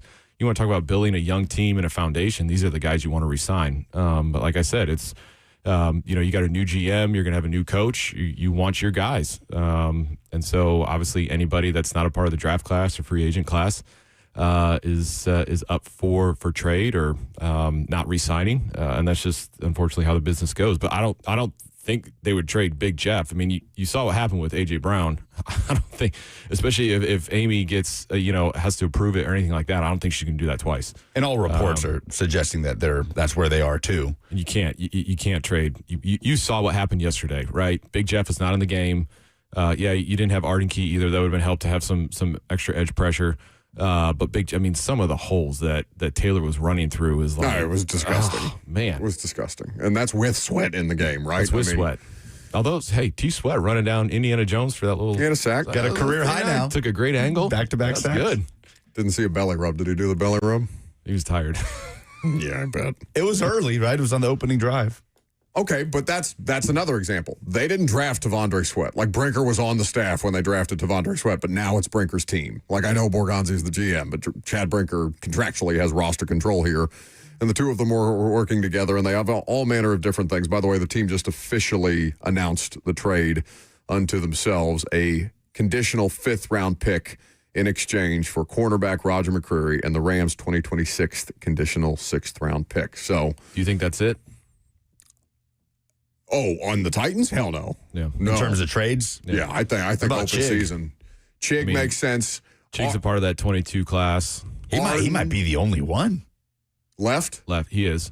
I got it right in front of me. I got Chig, a lot of red. Traylon. Who was the Traylon, Kyle Phillips, Hassan Haskins, Malik. Yeah, it's just Chig. Theo Jackson, Chance Campbell, MPT. Yeah. Yeah, so just Chig, lone survivor. God almighty. And then the 23 class, you got Skaronsi, Levis, Spears, Josh Wiley. Wouldn't you rather have Tajay over Pollard if you were a team? Yeah. He's a one-contract player probably anyway. He's cheaper right now. He's certainly more explosive. I mean, although, if you trade for Tajay, you get him for the rest of this year and then one more year on that rookie deal. But I was literally sitting in the press box yesterday watching Sebastian Joseph Day and Jihad Warden being like, they deserve to go somewhere nicer. Send them away. I mean, it's crazy how corner has just skyrocketed now to the top of that needs list when you had two pieces that you thought, yeah, you got to pay McCreary, but you figured you had Brownlee for another 2.5 years on that rookie deal. On the rookie deal, and then obviously with Snead, I'm not sure what what his contract is set up as far as next year, if you let him go or... They can get out from under it with an $8 million cap hit. Okay. Well, you obviously got plenty in the bank to to take that hit. Wouldn't it be crazy? Wouldn't it be crazy if the two of them that orchestrated that trade, Brinker and Borgonzi, decided, no, we'll keep Snead? Because we're all treating it like a given that L'Jarius Snead is done. I mean, you're already in a place where he's missing games. Yeah. You need Sam Womack to be something for you now. You need Marcus Harris to be something, the 6th-round rookie out of Cal. He had a bad special teams penalty yesterday, blocking the back. That's the other thing. Special teams, too, was, DK had some good returns, but he had 2 calls. The block in the back by Harris, and then I think Brooks had a holding on a good out to the 42. Good return, came back. He lost 39 yards there on hidden yardage and special teams. So, when you're returning the ball a bunch, like DK is, especially on kickoffs, obviously your chances for penalties. I'd be curious to see if you could do a study as far as the amount of holding penalties with the new kickoff.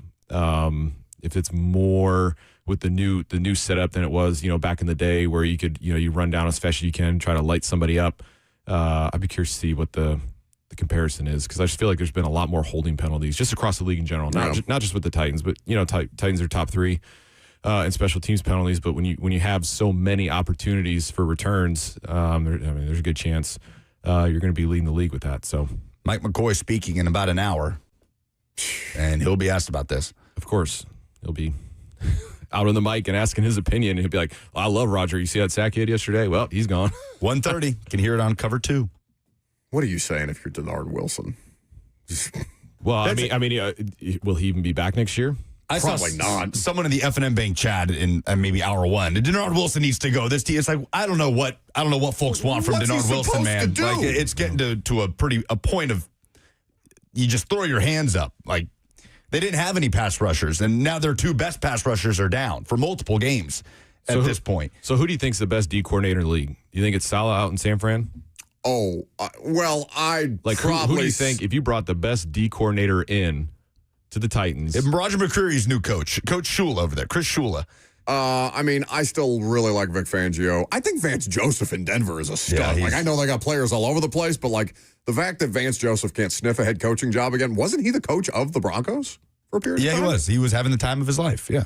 Oh, that's right. I don't know what folks want from Denard Wilson. But I'm just saying, okay, you bring in the best coordinator, and what would they be able to do with what the Titans have? No Big Jeff. And not many corners.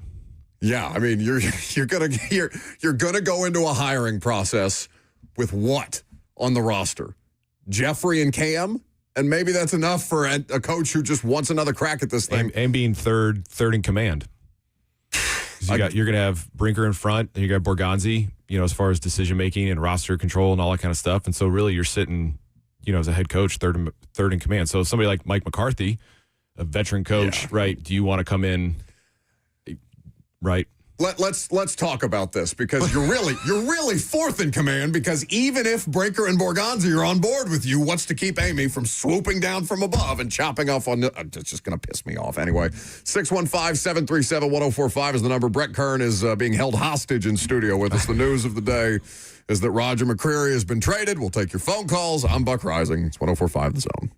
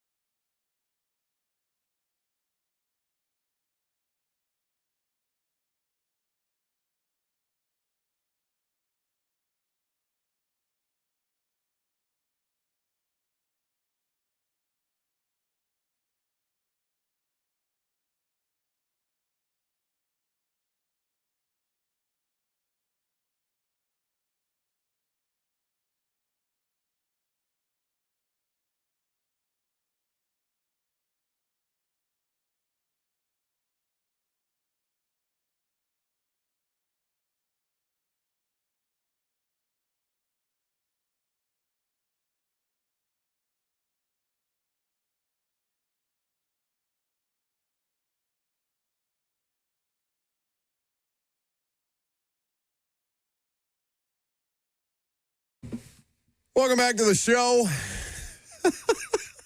Robert, you want to just tell me the analogy that you made for me getting upset about the Titans sending out a press release, recalling their press release, sending out another press release because of a small clerical error that was made in the press release in the middle of trade deadline stuff?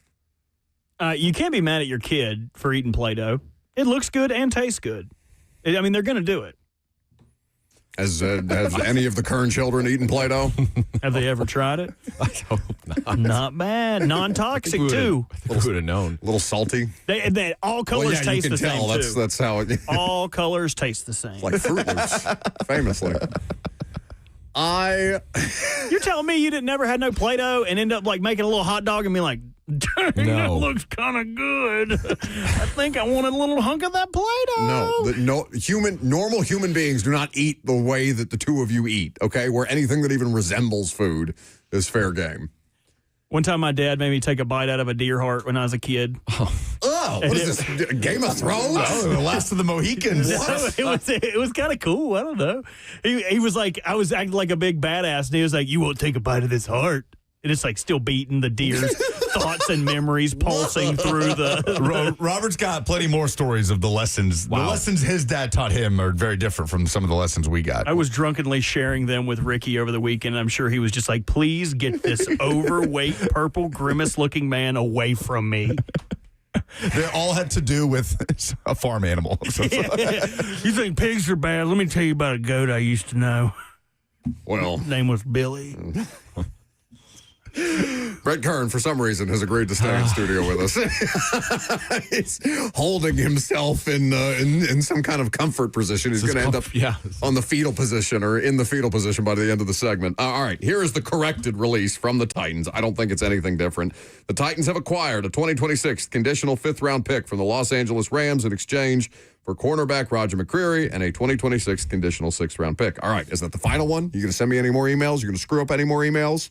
They can't even do this correctly. So, what is the biggest issue people will have with this? Because on one hand, obviously your cornerback room is completely depleted at this point. Snead's on IR, Brownlee's gone, McCreary's gone. To Robert's point, if they were not going to pay Roger McCreary, I mean, this is a clear indication that they would have let him walk had he hit free agency. So you get something for him, right? So other than having no corners left on the roster, what will be the biggest issue here? I think the fact that Roger was a second-round pick, and then I think even to it happened again with Brownlee, it's like you're kind of you're not getting the value that you probably think that you should, right? Because if Roger's a second-round pick, and then you're trading him for what? Was it a sixth or a fifth? It's not a second. So it's not a second. Right. Titans are getting a fifth. They're getting the fifth they originally had that they sent for Ernest Jones. Okay. So it'll be a higher fifth. I think there's a struggle in that sense that you just sent away a second-round pick. And then I also think that, you want to keep your young players and kind of build around them. And I think, I think a lot of people thought Roger was a guy to keep in the secondary. So I don't know how there's any disputing this, right? Like, that's the thing that makes me insane. Like, what are you just assuming that you're going to, like, because you're going to hire a coach, the coach is going to put together a staff, then you're going to go through the draft process. So I guess you're giving your coach the opportunity with whomever your defensive coordinator is going to be this next year. Like, that's just telling. I mean, if every coach on the staff already didn't know they were getting handed their walking papers at the end of the year, Denard Wilson now knows that he's not going to be a part of the Tennessee Titans organization because I'm sure he's not thrilled about sending Roger McCreary away. Like, it doesn't make any sense to me. He's a good player. You don't have enough good players. 615-737-1045 is the number if you want to jump in. Chase is in Franklin. Next. Yeah, what's up going on, fellas? Nothing. Yeah, I would say that press release, I think it sums up the Titans season pretty well, honestly. I don't know how we can trade away someone like that, especially at this time. I'm having a hard time seeing where the organization is trying to go at the moment, I guess. Well, I mean, thank you for the call. So if you're Brinker, because let's just make this about Brinker. He's outside of Amy Adams Strunk and Burke Nihill. He's the longest tenured He's next. He's next, right? Mm-hmm. So it's Chad Brinker. Chad Brinker got roster control. Mike Borgonzi's his guy. Okay, but they're working in concert together. The patience over panic thing. How many more years are you going to sell your fan base a rebuild? Well, I mean, this is kind of where Eddie's comments come into play. Haven't even gotten to that yet on the radio show. I know, but I'm just saying, this hire that they have coming up, as far as a head coach is exactly, I think, what Eddie's talking about. Just because, about Eddie George, right? Eddie George, yeah, sorry. And I'll read the comments for the audience who may not have seen him in the Tennessean last week. But I think that's just where his comments come into play, just because we've talked about before just how kind of out of order things have gone in a sense of, you fired John and now you have a brand new GM coming in, but you have a veteran coach that's done some things and then everything gets out of whack, right? It's not necessarily like hey, we just hired this GM and now he gets to pick the coach, somebody that he's familiar with, and now they're on the same page. Like this will be the first time where, yes, I guess you have Brinker and then Borgonzi. I guess they're in line, they're together, whatever, and now they have the opportunity together collectively with Amy to decide the next head coach. There's no more excuse of, well, the GM wasn't here, but I was the coach, and then now I'm not the coach, but the GM's like, this is it. And so if you can't get this hire right, yeah, I mean, Eddie's 100%. And I think that's why people feel, hey, you're trading away Brownlee, you're trading away McCreary, guys that we thought would be, staples in the back end of our secondary, and now they're gone. And so it's just, I think it's just very confusing for people. It's confusing for me. I think it's confusing for all of us, just kind of the direction they're going. But obviously, they're trying to strip this thing down of people that are not associated, with draft picks this year or free agents or anything like that, obviously besides Big Jeff. And they're going to try to build this thing from the ground up with who they want, free agent-wise, who they want to pick draft-wise. And I think they're trying to gain as much draft capital as they can because obviously I think, they're going to be a top 3 pick. And so then obviously I think they would trade that pick unless there's somebody that wows them. It's not worth trading. But, that's how you got to rebuild this franchise because the NFL is set up for parity, right? The NFL is set up like, hey, if you have some basement years, 3-4 years of in the basement, the NFL is set up with the draft and all that kind of stuff and free agency to where you can be able to get back on the right track. And the unfortunate part is you have some organizations that are, I'm not saying it's dysfunctional, but I think we all know some of them that are out there that are stuck in the basement because they just can't get out. And this hire coming up, I think will determine if the Titans can get out of where they've been at, or if they'll continue to kind of stay down and not really take advantage of the parity that the NFL is set up for. This is the quote from Eddie George in the Tennessean last week. Mike Organ did the interview. And it was about a bunch of different things. It was about Eddie's job at Bowling Green and the life of Eddie George. And Pudge the cat. And Pudge the cat. Apparently he's allergic to the cat. It's tough. This is from Eddie George. Quote, "What is the culture in the building? I can speak to that because I know what it was like when I was there. We had a blueprint. We had an identity. What do you want to be that's sustainable? I think that's a question for owner Amy Adams Strunk, the GM, and the president. And then they have to find a coach that they can be on the same page with. How are you going to build this out? How much time are you going to give this person? It's not going to happen overnight." He also gives the quote about the revolving door in the organization has set them back, quote, "at least a decade, maybe more." If you do not win, immediately next year, are people going to start coming after Chad Brinker? Is Chad Brinker going to be the next person to be held accountable here? Because, you're stripping this thing down to the studs, and I'm sorry, the fan base is going to be up in arms if they haven't already checked out on this crap.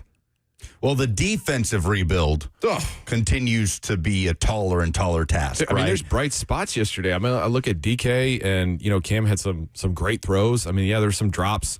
But yeah, I can't tell you how excited I was when he scrambled on a 1st and 10 for 7 yards. Yeah. 2nd and 3. And he actually had a couple more that he probably could have done too and picked up a first down. But he made some great throws and, just to see some of these young guys, Gunner and DK and Io Manor, some pieces are there, obviously, but you still need more on offense, right? Offensive line isn't producing how you expected him to. And so, but there's still a little bit of hope. I feel like, hey, for all 3 of them to be 4th round picks and for them to be kind of having the success, that is way against the percentage odds of having 3 4th-round picks get this much time and this much success. So, and to see Cam, is he playing perfectly? No, but he's still slinging it. He's not being phased by all his sacks. So, like I said, there's still some things to be hopeful for, but it's just hard when, defensively you're really struggling. Your big guys out, and then obviously, like I said, here you go. You trade in 2 guys that you thought would be on this team for a long time. But when you talk about getting back to being meaningfully competitive, to your point, the offensive rebuild at this point is well ahead of the defensive rebuild. Yes. Right? Like Femi Oladejo, developmental guy. He's on IR right now. Kevin Winston Jr. Kevin Winston Jr. is hard to get a read on right now. It's only 2 games of him getting limited defensive snaps. Offensively, like you said, DK Iomanor-Helm with Cam Ward, that is the passing game right now with Calvin Ridley out. Yeah. So, okay, we understand it's another offseason of the needs outweigh the capital and the ammo you have to fill those needs. So you're talking about potentially getting the offense in a better place and Ward if he can take a year 2 leap, but then how far behind is your defense? And then you're kind of still kicking the can on just how long it'll take to get this team back to even being in the playoff discussion. Yeah, that's and I think obviously you have to draft very efficiently, and with the Titans having a ton of money too, you also have to be very cautious about who you're bringing in, the kinds of people that you're bringing in, and how much money you're investing in them, because obviously they're a free agent for a reason. And it's maybe a team can't afford a certain player, right? They already have, like you look at Dallas, right? You already have 3 guys that are taking up almost 50% of your cap. You can't sign Micah Parsons. There could be a way, but all of a sudden now you're looking at, 4 players taking up a good chunk of your cap, right? And so I just think you just have to be very cautious about who you're signing with all the money that you have, not to just go out there and just blow it on guys, that are quote unquote big names. But just be smart about it and bring in guys that are fillers, right? That you need. And then, like I said, you have to draft very, very well for probably the next, 2-3 years for this thing to really get, starting on the ball of being a team that's back to playoff contention year in and year out. Which is what they said all year long prior to the season beginning. The process that this was going to be. It's painful. It's like the worst version of Madden franchise mode you've ever been a part of. Just pulling teeth at every turn. And I get, in theory, the idea of stripping a thing down to the studs, and now it's finally your thing if you're the 2 guys that are left, right? It's Brinker, it's Borgonzi, they're what's left. Okay, now we finally get our crack at this, even though Brinker has been a part of the organization for 3 years in some form or fashion, 2 years as the president of football operations. But the thing that I cannot accept is this constant state of turmoil and confusion and all of the different things that leaves fans wanting, or just they're actively sending fans away in the way that they operate this thing. And I appreciate your perspective because it's reasonable and it's nuanced, but that is so far away from what people have expected from them year in and year out, where you see all over the place NFL teams turning around in 2 years. But I mean, I'll say this, though. And by the way, before you do, and I'm sorry to interrupt you. No. She has to be patient if they're going to go about the rebuild process. And the only thing that she's done is fire people for the record. So I get it in principle, but then you're dealing with a whole other unknown commodity where you're talking about a coach who's 3rd in charge, but he's not really 3rd in charge when it comes in here. He's 5th in charge because it's Amy, it's Burke, it's Brinker, it's Borgonzi, then it's whoever the hell they can get to take this job. And I don't want just some Joe Brady dude because, it's an NFL job. I would like to be an NFL coach. This seems like a good idea. Finally, my opportunity. Let me go to Tennessee. Oh, my God, what? Yeah. Get out of here. I mean, being a part of 2014 and 2015 and how awful that was, and then to come around 16 being close, and then 17 we were in the playoffs. So I think that's probably where my hope, comes from, just because I know it was bad in 2014, 2015, bad. And to then 2 years after the 2015 season to be, beating Jacksonville to go to the playoffs, and then you go on the road and beat the Chiefs in the first round it can happen, right? But it's like I said, a lot needs to go right. Your draft picks have to go right.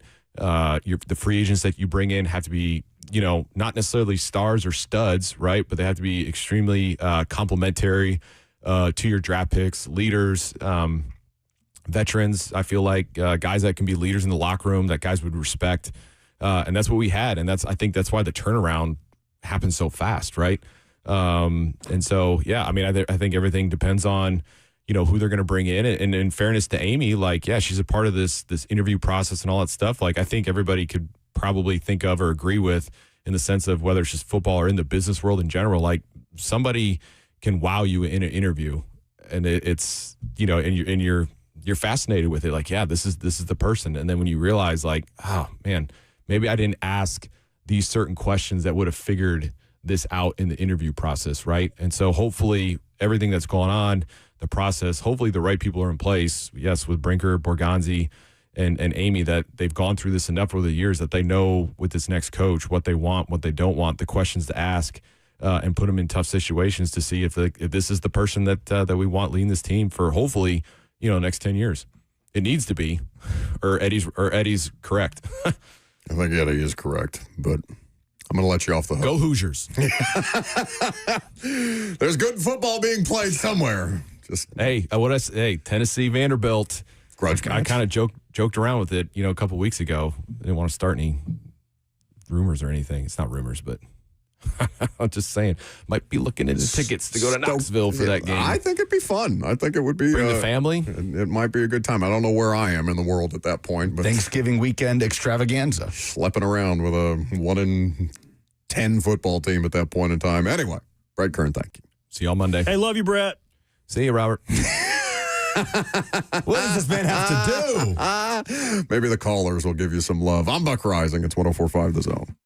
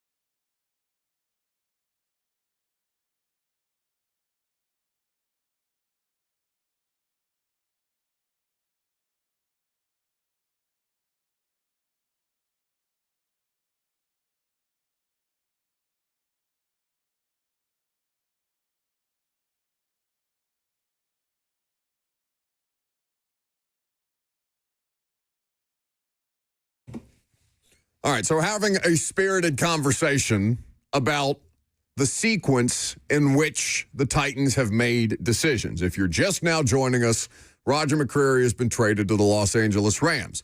It should not stop there because, as we have talked about, they need draft capital. As they have talked about, they told you they were going to do this the entire time. And Robert making a very impassioned and reasonable explanation on why trading McCreary made sense from the jump, whether it was Rand Carthon that did it or John Robinson that did it, or, well, maybe not John because John drafted him, Brinker, Borgonzi, whomever. But Titans fans are in a state of hypersensitivity because the thing that you are going to have the hardest time getting them to understand is why you then traded Jarvis Brownlee first and then traded Roger McCreary. I'm not saying that Roger McCreary shouldn't have been traded. I'm not saying that you shouldn't try to recoup draft capital there because you've started the rebuild on offense. The defense is the thing that you fix next. And if you get the 5 wins next year, I guess, but just slow burn your way through this thing, and maybe you're here long enough to make it sustainable. The thing holding me back the most, Robert, which I'm sure you can understand, is the fact that I don't trust them to stick to a plan in any way, shape, or form. Now, I can't operate under the assumption that she's just going to continue to fire people. I should be able to because she's done it for 4 straight seasons or off seasons or whatever now. But I can't assume that it's just going to continue this way because that's what's been the previous MO. What I can completely understand is the lunacy of the Jarvis Brownlee trade, and I don't care how hard a time he might have given the coaching staff or whatever.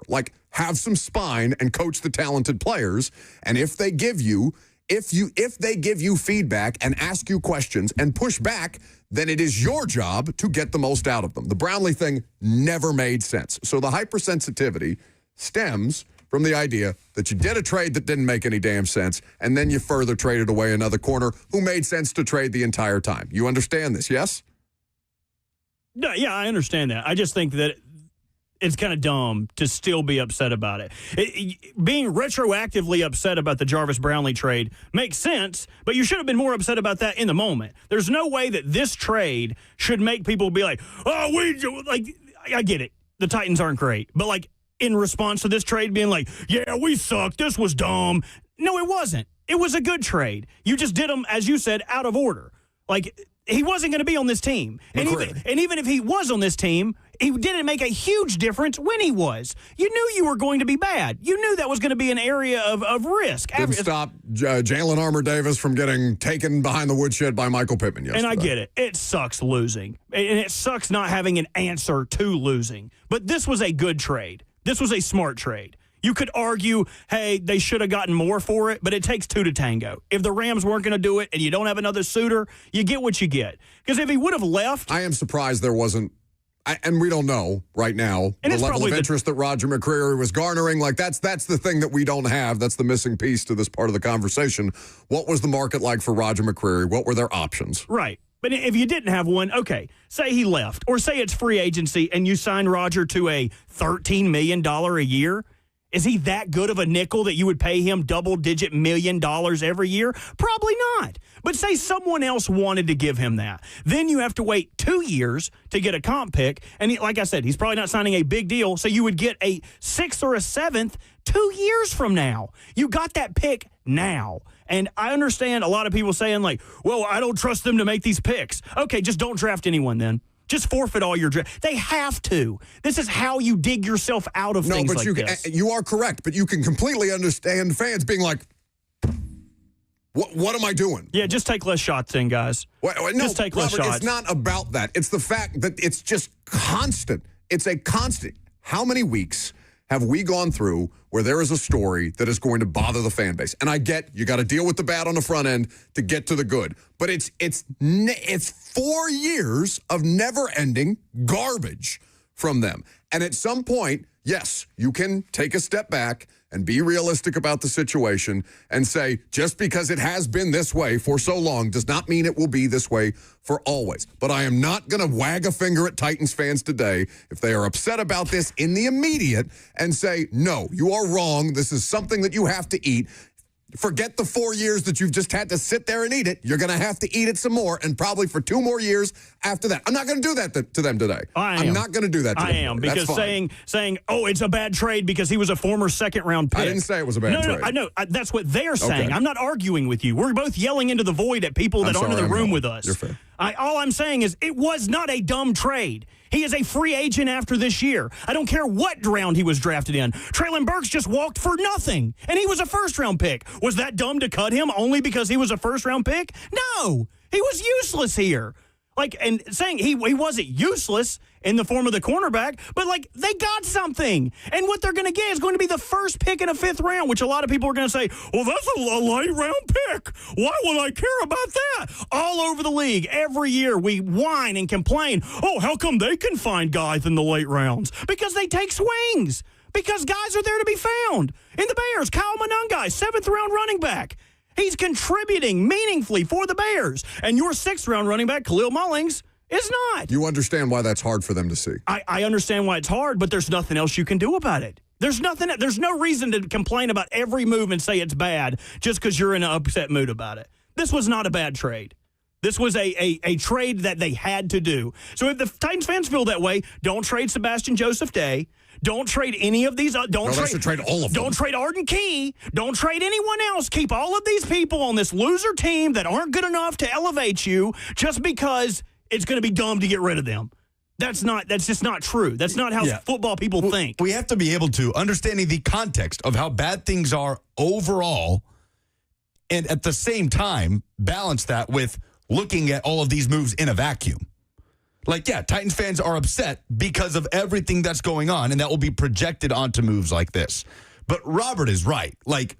Just looking at this move in a vacuum, what's the biggest argument against? Titans fans have wanted a fire sale. The moment they traded Jarvis Brownlee, which we all agree, doesn't, there's not an ounce of logic, right? But it's okay, this is where we are, fire sale time. And then the first trade of that fire sale has people ripping their hair out saying this is a stupid trade. It's clear they were going to let McCreary walk. So, let him walk for nothing? No, it wasn't clear or get when they 5th. traded Brownlee. No, now it is. Well, now it is. Because he's gone. Yes. Yes, of course. So if they were going to let him walk, but Lucas, we can that talk was about not that clear decision. to the fan base, and the fan base doesn't have to be informed on everything. I can't believe I'm the one sitting here defending Titans fans' overreactions on this, because it's not a defense of the transaction. I don't have a problem with the transaction. I have a problem with the way that they handle their customers. Yeah. And that is a never-ending, hey, just eat it a little while longer while we cycle through some dudes that are promising you they're going to be the ones to fix it and never, ever do. I cannot sit here and chastise Titans fans. Okay, here's what I'm talking about, though. Mabsters on the FNM Big Chat says, fire sale your bad players, Lucas. Yes, only trade your bad players in exchange for draft capital. Listen, Those are the fans I'm talking to. Those are the fans I'm talking to. I know, what are we talking about? Even the rational fans are not going to hear that today, Robert, because they're pissed. They're pissed, and I'm not arguing with you. I'm not arguing with either of you. I happen to agree with the trade. But the thing that pisses me off is that they did the Jarvis Brownlee thing first, that they did it backwards, that the messaging was awful, that they tried to message publicly and privately, oh, no, this isn't one of our guys. We can't do anything with this guy. You don't understand. He's a malcontent. Nobody else is saying that. You're just not able to coach the talented players. You're not able to capitalize on the value that you have on the roster and then expect anybody in the world to believe you that you're going to be the ones, that you're going to be the guy. The pride, the 9 rings. This front office has 9 rings. All this crap that continues to be sold on the front end with 0 results to show for it. And again, I understand that they're working towards these results, but I am not going to get mad at Titans fans, at least right now. Tomorrow, we can have a more reasonable discussion. Yes? Probably not. Probably not. I doubt that very seriously. I agree. Okay. That's the end of the show. If we did the polls today, Lucas, who would the polls be presented by? What? You got it. Turn your microphone on. You do it. Two Rivers Ford. The most trusted Ford dealer. Where you got to be? You're being rude to Blaine and Zach. Who?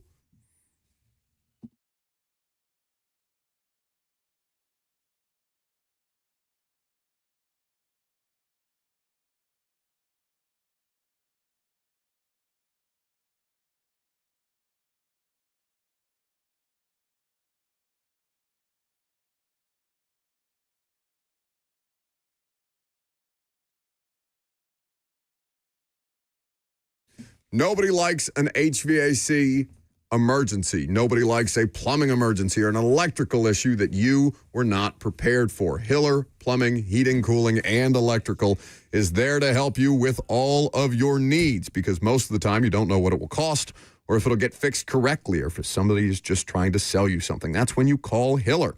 Hiller has been in business for over 35 years and is family-owned and operated. Their techs are professional, experienced, and trustworthy. When they're on their way, you'll receive a photo of the tech and a link to track them in real time. No more wasting time waiting around. 100% satisfaction guarantee of happy you'll be, or the service is free. That's the Happy Hiller promise. So book online today at happyhiller.com.